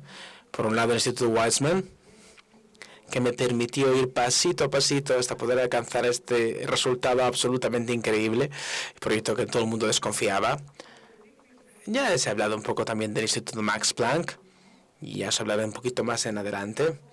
Se trata de una sociedad muy importante que me apoyó desde el punto de vista financiero y evidentemente también a los miembros de mi propio equipo, un equipo de trabajo que también trabajaba en Hamburgo, por su absoluta devoción y entusiasmo tanto en los buenos como en los malos momentos. Ahora os voy a mostrar cómo todo empezó. Aquí tenemos al profesor Whitman en Berlín, que en aquel momento era el señor ribosoma, así se lo conocía, porque todo el mundo sabía que era el grupo más importante del mundo de síntesis y estudio de los ribosomas, y evidentemente esta es la persona de la que hablé, de los factores que estaba buscando y que me invitó a ese grupo de trabajo. Y cuando llegué ahí y tuve oportunidad de leer estos artículos acerca de la hibernación de los osos, fui a hablar con él y ya que estaban a punto de terminar este experimento porque se pensaban que había muerto después del accidente. Le dije, mira, sé que tenéis grandes ribosomas muy interesantes, podemos preparar más. Y le dije que era importante determinar la estructura de los ribosomas. Y en aquel momento, sin ningún tipo de problema, sacó un trozo de papel, que ya estaba preparado, un formulario, y ahí aparecían todas las personas que habían fracasado en el intento. Y te voy a leer la lista para que sepas. Y ahí en la lista había personas muy buenas, había personas muy distinguidas, científicos de gran prestigio, todos los cuales habían fracasado en el proceso. Y les dije, bueno, vale, muy bien, es una lista buena. Y yo no quiero que estés incluida en esa lista como un fracaso más. Pero bueno, en cualquier caso, si es lo que te parece, vamos a empezar igualmente a trabajar, da igual. Y finalmente, él se acabó por convertir en una de las personas que tuvo un papel más importante en este proceso y que permitió además también la creación de este pequeño instituto en Hamburgo, porque en Hamburgo había un acelerador que podíamos utilizar para este tipo de estudio. Se murió en el año 1990, así que no tuvo la oportunidad de ver los resultados, pero sin embargo siempre se mostró absolutamente entusiasta. Los primeros ribosomas que se cristalizaron eran del profesor Erdmann y también de Franceschi, que sustituyó a Whitman en el momento de su muerte. Ahora quiero mostrarles el grupo que trabaja en Hamburgo. Todos ellos fueron al Mar Muerto para poder encontrar bacterias, pero como podéis ver también se lo pasaron bien. Además también nos íbamos a veces a medir a otros diferentes puntos y lo que hacíamos era ir todos juntos en pequeños aviones. Los técnicos que llamamos también ángeles, porque su trabajo es muy, muy importante y la verdad es que solamente los ángeles podrían llegar a hacer un trabajo tan duro. Y también os quiero mostrar a la gente que trabajó en el Instituto Weizmann, que me permitió trabajar en Alemania. Los dos presidentes a los que les dieron el consejo de que era mejor no detener este proceso. Estoy hablando evidentemente de Sir Kendrew y Chris Anfinsen. Los dos obtuvieron el premio Nobel también. Él determinó la estructura de la hemoglobina y él habló del replegamiento de las proteínas. Y también otro personaje más, el Dr. Rich, que también intentó cristalizar los ribosomas en el MIT, en el Instituto de Massachusetts de Tecnología, que fracasó en el intento de cristalizar esto.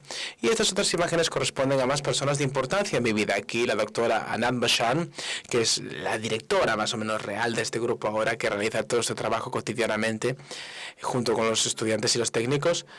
Tama, que es una microbióloga que empezó a trabajar para nosotros hace unos 12 años y vino para solo 10 semanas y al final se quedó con nosotros. Y aquí estaba en su cumpleaños cuando saqué esta fotografía. Ya veis la tarta que tiene una estructura muy simpática, ¿verdad? Si queréis ver los detalles atómicos, aquí los veis. Y esto indica claramente que mi grupo, los ribosomas, se consideran dulces y buenos. Y evidentemente también me gustaría deciros que tengo una familia que me apoya mucho, mis padres y evidentemente también mi hija, mi hermana y también mi nieta, todos los cuales evidentemente se mostraron siempre muy amistosos y me dieron gran apoyo, incluso en momentos en los que no estaba con mi familia, incluso cuando mi mente no estaba con ellos, en los momentos en que debiera. Y el mejor de los premios que obtuve, la verdad, fue el que me dio mi nieta. Y si me permiten, os voy a decir una frase para las mujeres más jóvenes, y veo muchas mujeres jóvenes aquí en el público. Yo no soy feminista, no quiero comenzar ahora con una especie de declaración feminista de principios, pero sin embargo lo que quiero mostraros es que es posible tener una familia y hacer ciencia. Y es posible tener una familia que te quiera, incluso exigente. Porque evidentemente, ¿sabéis lo que me dijo mi nieta cuando me dijo, ¿por qué no pusiste aquí esto? Y me dijo, mira, cada año tienes que ganarte este premio.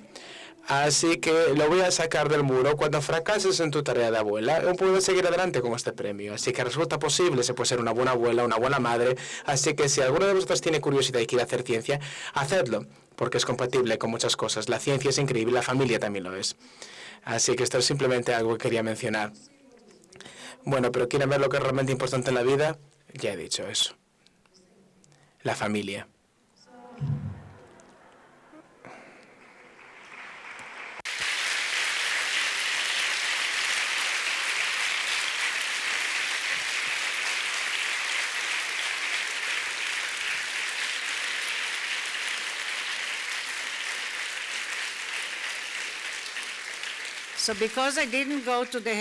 Precisamente porque no fui a la peluquería antes de hablar un poquito de estas cuestiones y de incluso darle la mano al rey en el premio Nobel, todo el mundo estaba absolutamente loco ante la idea de que tenía esta cabeza llena de ribosomas y que no me había peinado adecuadamente para ir a recibir el premio Nobel, pero en definitiva aquí tenemos antibióticos, unidades menores y menores, simetría y en definitiva incluso se puede comprar una peluca, ya lo veis aquí. Una peluca de ribosomas. Y aquí tenemos una pareja que está en un festival que se llama el Purim. Y él se convirtió en mí y ella se convirtió en un ribosoma. Entonces a ella le tenemos disfrazada de ribosoma, toda contenta bailando. Y al otro chico haciendo de mí con el pelo ribosómico. En definitiva, pienso que si he obtenido algún tipo de emoción y satisfacción personal en el premio Nobel, esta es la satisfacción real, el hecho de que la gente esté mucho más contenta y mucho más abierta a la ciencia de lo que eran anteriormente. Así que muchísimas gracias.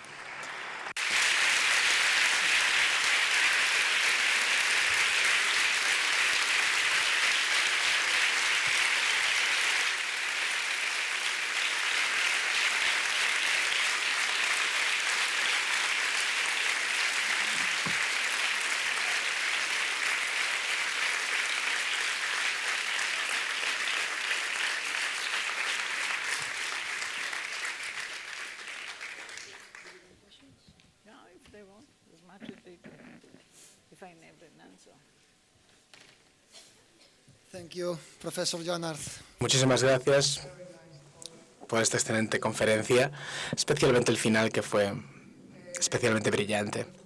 Si alguén quere preguntar algo, tanto dentro do punto de vista de xénero como dentro do punto de vista técnico, claro, porque as circunstancias son bastante curiosas, tanto como científica, porque o que pasou foi un auténtico calvario, xa comentamos antes, como, bueno, pois, a fase que lle tocou vivir no seu campo.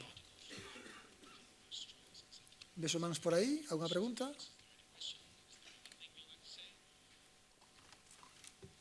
A physicist is going to make a question.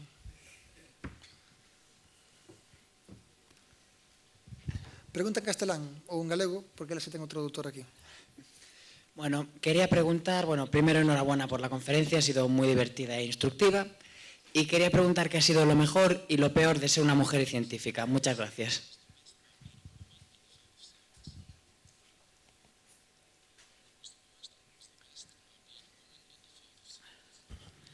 I'm sorry I cannot answer you because of... Responder por múltiples motivos. En primer lugar,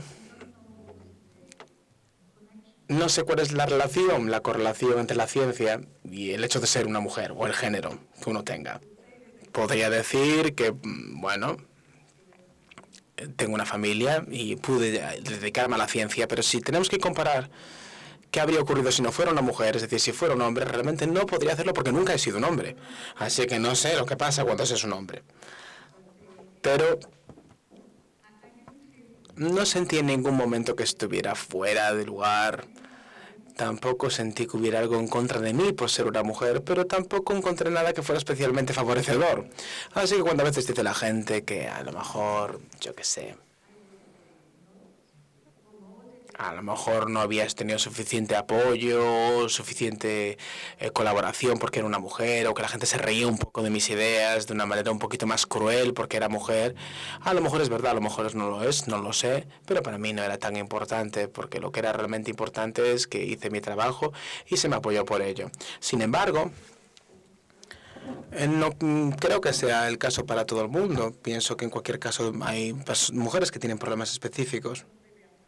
Así que realmente no puedo responder la pregunta. Y los problemas es todo lo que puedo decirte.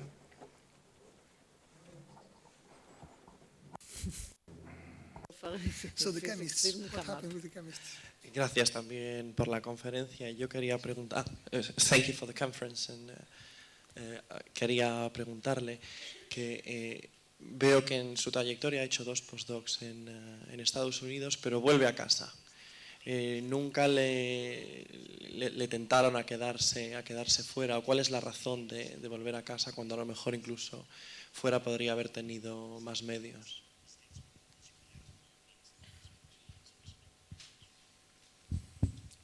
I went back. Bueno, no quiero hablar de volver a casa. Hice mi estancia postdoctoral y después busqué posibilidades de trabajar en Israel. Y bueno, me dijeron que podía trabajar en la cristalografía, en este caso concreto, lo cual ciertamente era un desafío y me gustó mucho. Mucho más que simplemente participar en universidades que a lo mejor sí que tenían más recursos y más experiencia y a lo mejor también tenían incluso mayor financiación, pero menos posibilidades para poder hacer algo por mí misma. Pero en cualquier caso no esto es el único motivo. Estuve en Estados Unidos en 2 ocasiones, en 2 años, y me pasé también 22 años en Alemania, en el Instituto Max Planck. fue algo que ya mencioné y que también se mencionó en mi presentación, y lo hice de manera paralela al mismo tiempo que mi estancia en Israel, es decir, trabajaba en diferentes lugares. No puedo decir qué fue lo más importante en cada caso, es decir, cada uno de estos países me dio algo que no podía obtener en otro lugar, pero también podía combinar la ciencia con otras cuestiones, así que, bueno, al fin y al cabo hice lo que podía hacer, científicamente hablando. No completamente todo lo que quería hacer, pero al menos lo que deseaba. Y al final lo que resultó ser algo así. También mi familia está ahí, pero la familia se puede ir de un lugar a otro. Y al final estas cosas se pueden cambiar, es decir, hay posibilidades de hacer otras cosas, pero al final lo más importante para mí era hacer lo que yo quería hacer, y esto ocurrió de esta manera. Ese fue el motivo. Eu teño unha pregunta. I have a question for you. Yes. Comentou que, bueno, en certo modo, a resistencia aos antibióticos débese a que as bacterias queren vivir, deféndense, pero estáse falando moito de que o abuso de antibióticos ou o mal uso de antibióticos fai que, bueno, exista esa resistencia. Polo que vemos, é unha estrategia natural das bacterias para defenderse. Entonces, en que afecta o mal uso dos antibióticos ou o abuso dos antibióticos en este problema da resistencia? Yeah, so resistance, I think, will always... Bueno, yo pienso que la resistencia siempre va a ocurrir, es decir, independientemente de cuánto usemos o cuánto dejemos de usar los antibióticos, da igual, es decir, evidentemente el abuso, evidentemente puede ser una cuestión a tener en cuenta, pero lo que quiero decir es que la resistencia va a ocurrir en cualquier caso, porque las bacterias quieren vivir, como ya he dicho, y si utilizamos cualquier cosa que las mate o que dificulte o ponga en riesgo su vida, al final van a ser capaces de protegerse a sí mismas como lo hacen en la naturaleza. Pero si hay algo, digamos, un elemento no necesario, como un uso excesivo o demasiados antibióticos utilizados en un caso determinado, hay una resistencia también que evidentemente ocurre a mayor velocidad y que aparece también en ámbitos más grandes del mundo, especialmente en los hospitales, donde es un problema muy importante a tener en cuenta. Así que si hay un uso más limitado, evidentemente hay menor resistencia, de eso no hay ninguna duda. Es decir, hay una menor cantidad de bacterias expuestas a esto y evidentemente esto permite otras circunstancias. Es decir, se trata al fin y al cabo de cantidad y no se trata de principio. Es decir, los principios siempre van a ser que va a haber una resistencia, pero cuán rápido puede llegar a ocurrir o hasta qué punto puede llegar a diseminarse en mayor o menor grado es algo que podemos llegar a controlar. Teño unha pregunta. I have another question for you. Bueno, di que na súa carreira científica non houbo, bueno, pois non notou diferencia por ser a muller, pero eu sei que cando ela estaba no MIT era a única muller que tiña unha filla pequena ou que acababa de dar a luz. 200 ou incluso miles de mulleres que había nese centro no que ela estaba, ela era a única que tiña unha filla. Entón, primeiro que me corrixa se iso é certo, e despois, bueno, se iso fose así, implica que ser muller non é fácil na ciencia, creo. First of all, life... Bueno, la vida no tiene que ser fácil, ¿verdad que no?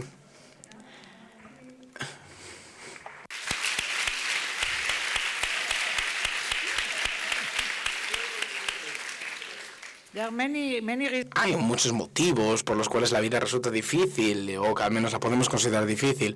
Si tuviese que vivir una vida diferente, evidentemente no hacer nada sería mucho más difícil para mí que hacer lo que hice.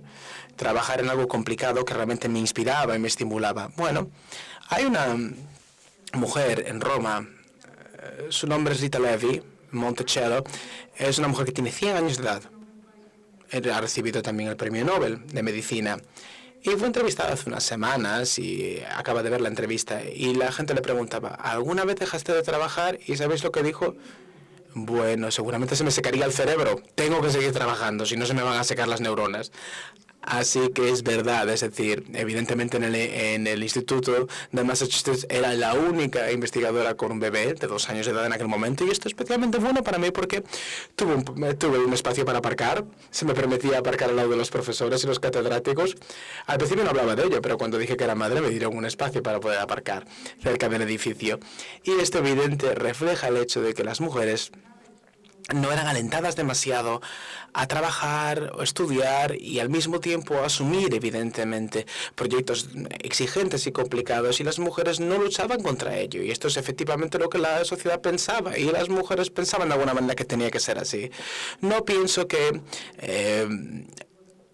nadie expulsó a una mujer que quisiera estar ahí porque era una mujer o por cualquier otro motivo. Simplemente no funcionaba de tal manera, así que la imagen de las mujeres en la ciencia era inferior porque prácticamente no había ninguna mujer trabajando ahí o nadie tenía, digamos, la valentía para poder afrontarlo, pero eso está cambiando ahora y ahora ya hay mujeres que tienen hijas y hijos y, por ejemplo, para las chicas que están aquí, para las chicas más jóvenes que se encuentran en el público, en muchos lugares dicen, bueno, no podemos ir a trabajar porque no hay jardín de infancia, porque no hay nadie que me cuide al hijo. Bueno, evidentemente en Massachusetts no había tal cosa en el MIT, ¿verdad que no? Pues evidentemente al menos no en esa época. A lo mejor puede ser que en otros momentos lo hubiera. Bueno, así que en mi caso y en el caso de otra amiga que también estaba estudiando, no en el MIT, sino en otro lugar, también tenía un bebé y estaba estudiando en otra universidad. Y había otra compañera también de otra universidad. Y entre todas encontramos a una chica, una canguro que, bueno, estaba ahí trabajando con su marido estaba haciendo algún tipo de investigación o estudios ampliados, y le preguntamos si no le importaría cuidar de los niños, y ella dijo, bueno, muy bien, y ahí teníamos nuestro jardín de infancia, teníamos nuestra escuela infantil, porque no teníamos un gobierno que nos apoyara en ese sentido. El gobierno dice, bueno, pues al fin y al cabo, si alguien quiere realmente encontrar el modo de hacer una cosa, lo puede encontrar, y este fue el caso, y esta fue la manera más fácil de resolver el problema para poder cuidar de los niños. La pregunta, evidentemente, es si una mujer va a estar siempre dispuesta o no a dejar que su bebé sea vigilado por otra persona. Bueno, esta es una decisión de la mujer. Pero una vez que se toma la decisión, entonces la solución puede obtenerse de manera práctica o por el gobierno. Pero al fin y al cabo, como he dicho, me dieron un sitio para aparcar mi coche y eso era muy importante. No reáis, porque cuando mi marido y yo decidimos irnos a Boston, intentamos encontrar un apartamento. Y el apartamento estaba bastante cerca del MIT, pero era un apartamento muy caro y a veces eran muy pequeños y demasiado, digamos, angostos y agobiantes. Y al mismo precio podíamos incluso conseguir una casa si simplemente cubríamos una distancia de una media hora conduciendo. Así que yo no estaba dispuesto a trabajar a media hora porque de alguna manera me iba a perder la posibilidad de cuidar de mi hija. Iba a perder además 1 hora simplemente yendo y volviendo del lugar de trabajo, y es un montón de tiempo. Así que tenía que volver, por ejemplo, por la noche, para trabajar por la noche o algo por el estilo. No había manera de hacerlo si no tuviera naturalmente que perder otra hora más viajando. Así que nos cogimos un apartamento pequeño y muy caro cerca del MIT. Y no lo suficientemente cerca para ir andando, pero al menos, digamos, a 7 minutos conduciendo, 5 minutos conduciendo. Así que, naturalmente, teníamos que rellenar un formulario para pedir un puesto para aparcar. Y te pedían el color del coche, cuántos asientos tenía, de qué año era y todo tipo de preguntas sobre el coche en cuestión. Así que lo que hice fue rellenarlo todo y lo entregué. Y me rechazaron. Dijeron, puedes venir andando y puedes ir hasta el metro y luego vas desde el metro otra vez andando otra vez. No está tan lejos y no te hace falta tener un sitio para aparcar tu coche ahí. Pero, sin embargo, si viviera a más distancia me lo darían. Así que fui a la secretaría y le dije, mira, ir andando hasta el metro, esperar por el metro, coger el metro y luego ir andando durante otro tiempo, al final va a hacer que me lleve 1 hora o media hora. Media hora no es tanto tiempo, pero bueno, evidentemente esto implicaba que podía vivir a una mayor distancia en mejores condiciones y por tanto tendría posibilidad de tener mi puesto para aparcar y volver por la noche. Y tengo un bebé además. Me dicen, ¿tienes un bebé? ¿Tienes un bebé? Y ese es el momento en el que todo cambió. Y ahí me dieron el puesto para aparcar. E incluso publicaron una reseña sobre mí.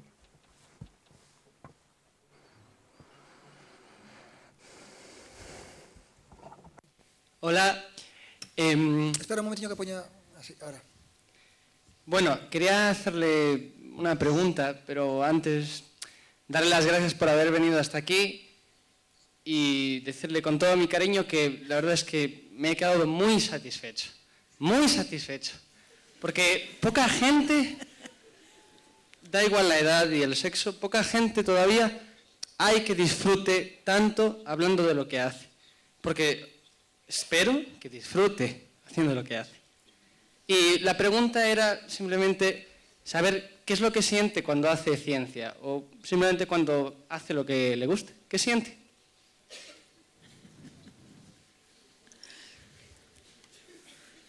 Okay, doing science. Hacer ciencia, en mi opinión, es satisfacer mis curiosidades básicas como ser humano, asumir riesgos, desafíos que sean adecuados para mí.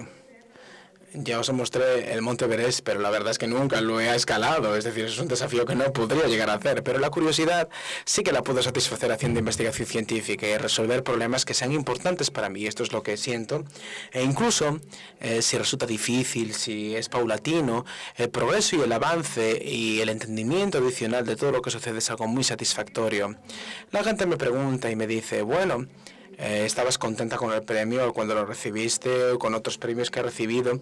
Y les digo, sí, por supuesto que estoy contenta, pero la felicidad real era ver los primeros resultados salir de la investigación, la primera estructura. Esa fue la emoción real, eso fue lo que me cubría realmente de apasionamiento. No un premio, claro, un premio es muy bueno, porque para una persona que durante 20 años era considerada una lunática o la tonta del pueblo, o la soñadora, evidentemente mostraba que el mundo estaba cambiando, pero era importante, pero no tan satisfactorio, no tan importante como cuando vimos finalmente los resultados.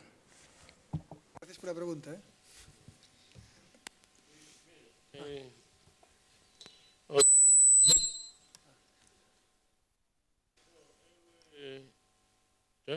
Sí, escoítase. Sí. Bueno, os meus parabéns persoais polos seus méritos científicos, mas antes, cando citaron aí unhas frases, pareceume unha moito interesante no sentido de que manifestou de que a ciencia, cando está ao servizo dunha empresa, pois perde independencia, non? Entón, iso para min é obvio, non? E a ciencia é para min, en xeral, está moi hipotecada por múltiples intereses, non de todos científicos, ou seja, nada científicos, eses intereses moi elitistas e moi tamén humanitarios, non? Entón, eu polo que vexo da súa biografía, está hipotecada por estar ao servicio dun Estado como é o de Israel, que ten unha ideoloxía totalitaria e racista como é o sionismo, que me parece que unha consciencia e un cerebro como o seu non se manifeste diante do drama tremendo que é o povo que está a sufrir o povo palestiniano a máis desta ideoloxía criminal.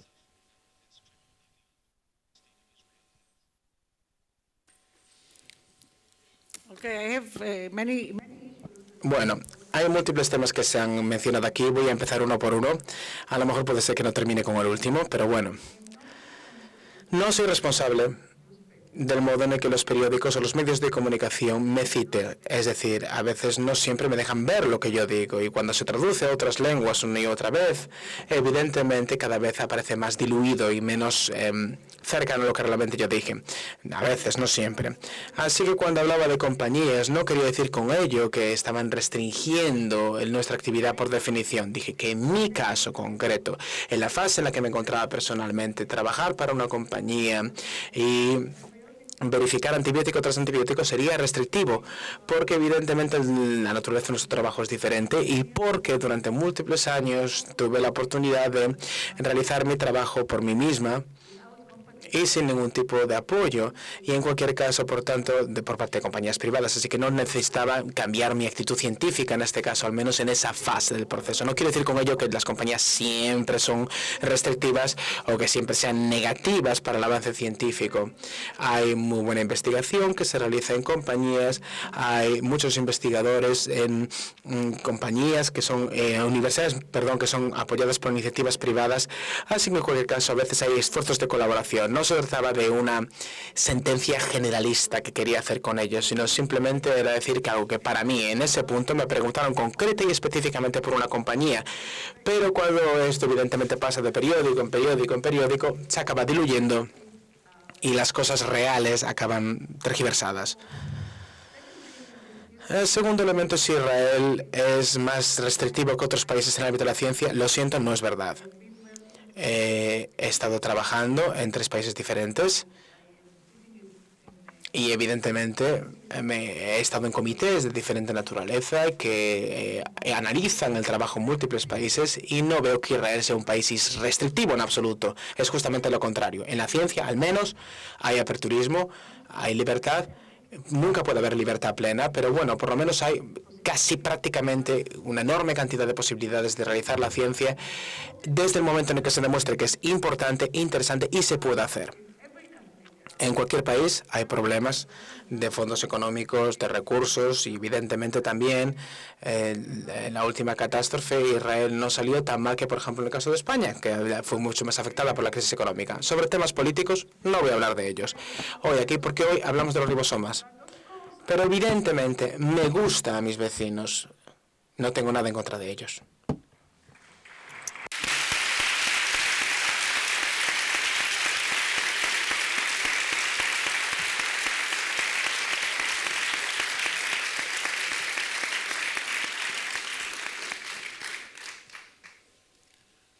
Bueno, simplemente quero engadir... sí.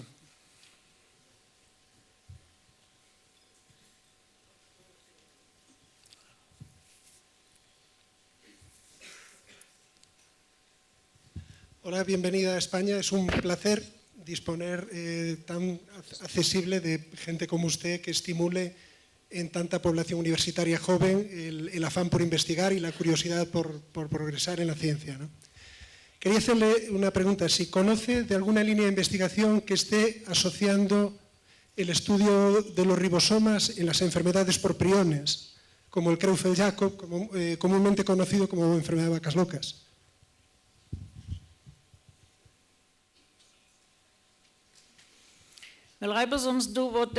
Bueno, los ribosomas evidentemente hacen lo que se les dice que tienen que hacer, es decir, obtienen las instrucciones provenientes de los genes y aquello lo que tienen que traducir lo traducen directamente.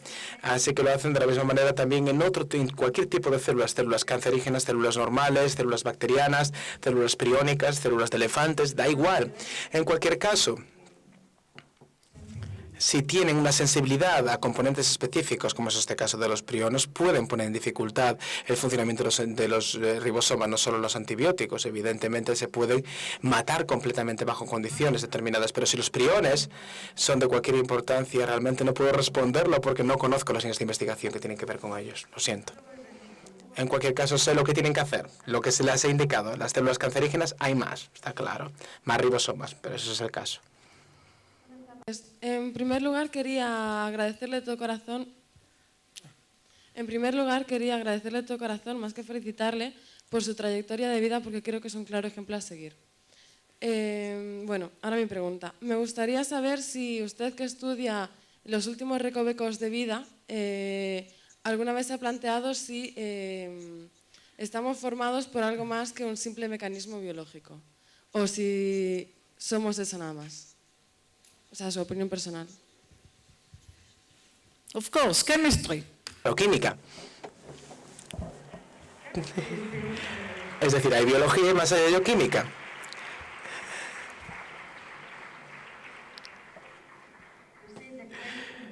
Bueno, las preguntas que hacemos evidentemente son preguntas biológicas, ¿verdad?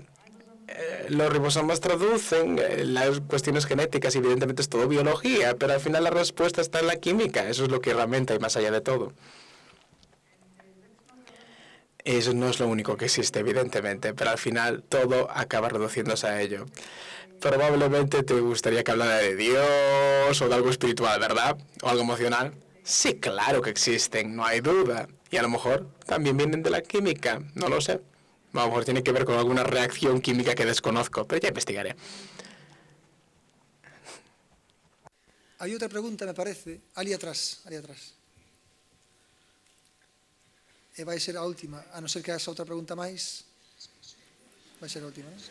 Bueno, claro, evidentemente, pero vamos. Se alguén quer preguntar, que pregunte agora ou cale para sempre. It was a tautology, yes.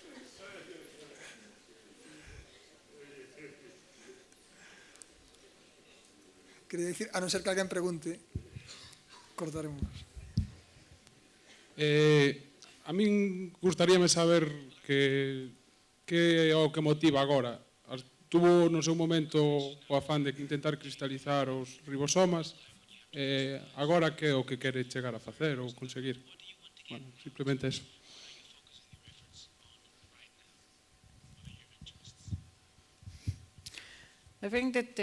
Bueno, pienso que mis intereses científicos, bueno, tengo otros intereses más allá de los científicos, pero científicamente hablando, pienso que estoy interesado sobre todo en estudiar la evolución del ribosoma, es decir, la aparición del ribosoma en el ciclo biológico, lo cual naturalmente presupone el inicio de la vida. Esto es algo en lo que estamos trabajando. Y también estamos intentando determinar más propiedades de los antibióticos que se vinculan a los ribosomas e incluso, digamos, intentar también determinar las herramientas que puedan mejorar hasta cierto punto el comportamiento de los ribosomas. Ahora estamos centrándonos concretamente en una investigación muy concreta y espero que obtengamos algún resultado de ello. Pero bueno, en cualquier caso, tal vez puede resultar, digamos, ideas de cómo mejorar los antibióticos, teniendo en cuenta también el origen evolutivo de los ribosomas y de la vida en general. Y para ello también, naturalmente, necesitamos estudiar otras bacterias y otros elementos patógenos, pero no quiero, digamos, entrar en detalles concretos y específicos porque podríamos hacerlo privadamente, si te parece, mano a mano. Pues mira, non era a última pregunta.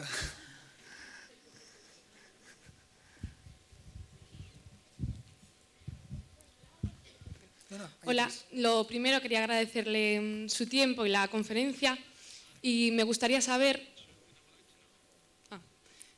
en la carrera de un científico, cuánto hay de preparación y cuánto hay de, bueno, qué parte hay de suerte.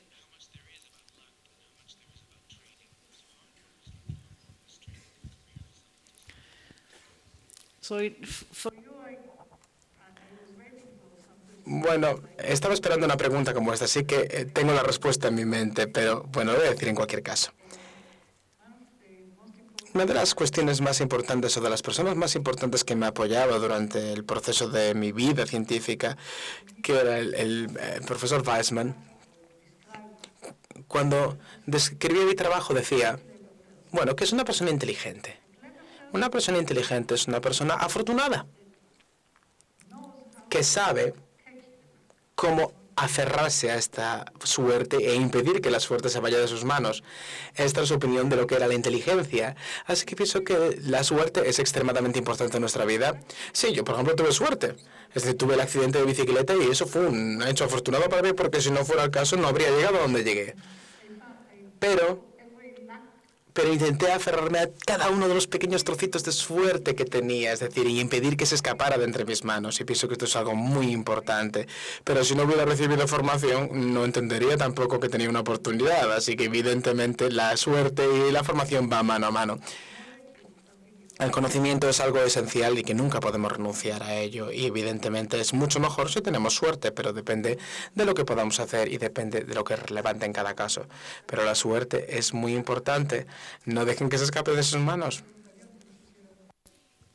Ves, esta rapaza aquí, Sergio, facíache señas para preguntarche, esta rapaza de aquí.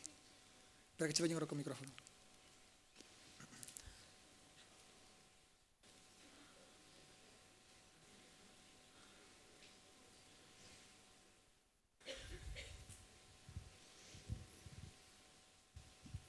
Bueno, gracias por la conferencia y yo era una pregunta muy simple. Quería saber qué era lo que le había movido a introducirse en el mundo de la ciencia. a estudiar química? Porque mucha gente tiene pues ídolos o gente que la motiva. Yo quería saber qué es lo que le motivó a entrar en ese mundo de la ciencia, de la química.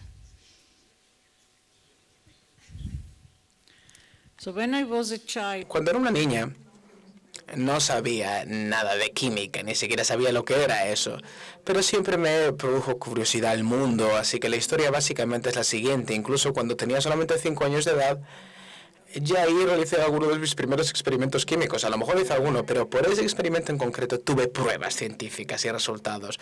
Es decir, intenté determinar la altura del techo del balcón. Teníamos un apartamento muy pequeño, como ya he dicho, teníamos que compartirlo a 3 familias, así que evidentemente el único lugar en el que podía estar sola era el balcón. Así que coloqué ahí una serie de muebles de tal manera que alcanzaran la altura correspondiente al techo. Tenía solamente 5 años. Pero al final no fui capaz de hacerlo y al final me encaramé a todos los muebles y extendí la mano para poder llegar hasta el techo y saber hasta qué punto era alto o no. Pero este experimento no terminó demasiado bien, me caí, evidentemente, y acabé cayendo en el patio trasero, desde 2 pisos de altura. Así que me rompí el brazo, tuve que estar ahí con el brazo enyesado durante 6 meses. Así que todas las fotografías que tengo de esta época son con el brazo enyesado, lo cual implica que hubo un experimento ahí. Y siempre que hay un yeso es que hubo un experimento y que no, y si no había resultados es porque había habido un accidente que me había impedido obtener los resultados. Pero en definitiva, este fue el primero de los experimentos que realicé como niña. Pero cuando era estudiante, lo que está claro es que mis padres no eran científicos, no hablaban de la ciencia, pero a mí me gustaba entender la naturaleza y me gustaba incluso entender la altura. Y cuando estaba en el instituto y la gente empezaba a pensar en el futuro, sabía que quería saber más. Y evidentemente no sé si quería saber más en química, en biología o en física, pero realmente quería saber más en general e intentar, después de haber pensado, digamos, de otras posibilidades, por ejemplo, trabajar en un centro educativo, pero en cualquier caso no sabía que había una profesión que fuera ser científico. No pensaba que alguien podría dedicarse toda su vida e ir todos los días a trabajar dedicándose a ser científico, estudiando un problema que resulta interesante para alguien en particular y que alguien le pagase por ello. Me parecía increíble. Para mi mente pequeña en aquel momento era imposible de concebir. La gente estudiaba en la universidad, pero pensé que pensaban profesiones para ser profesores, para ser trabajadores de laboratorio, para, yo qué sé, trabajar en un hospital o trabajar en una fábrica. Pero nunca pensé que hubiera algo que se podría denominar investigación. Es decir, que alguien una vez se dedica a trabajar, por ejemplo, para determinar qué es un ribosoma y que alguien le pague por ello. Así que cuando estudiaba porque me resultaba interesante. ¿Y por qué química? Bueno, como ya les he dicho, la química, la biología y la física eran para mí lo mismo. Pero en aquel momento en Israel había una universidad y decían que iba a haber una enorme cantidad de químicos, gente interesada en el ámbito de la química y mucho menos gente interesada en física y matemáticas y biología, porque la química necesitaba laboratorios y solamente había 56 en aquel momento. La matemática y la física no tenían muchas posibilidades de desarrollo porque sabían que evidentemente formaba parte de una de las carreras que era excesivamente complicada. Así que en el primer año el 90% de la gente abandonaría. Así que al final la química era una de esas disciplinas que necesitaban más cantidad de estudiantes y necesitaban mayor cantidad de input. Y pensé que a lo mejor podría ser una buena química. Y si no tenía éxito y no se me admitía en la facultad, pues podía dedicarme a la física o a la matemática o a la biología como cuarto lugar. Así que lo hice de tal manera que finalmente se me permitiera estudiar algo y al final se me dio el acceso a la Facultad de Química y eso fue lo que ocurrió. ¿Aquí? So you see, some of it was not even planned. Muchas veces eran cuestiones no planificadas, ocurrieron y ya está. Quería preguntarle si cree que sería posible que se sintetizaran antibióticos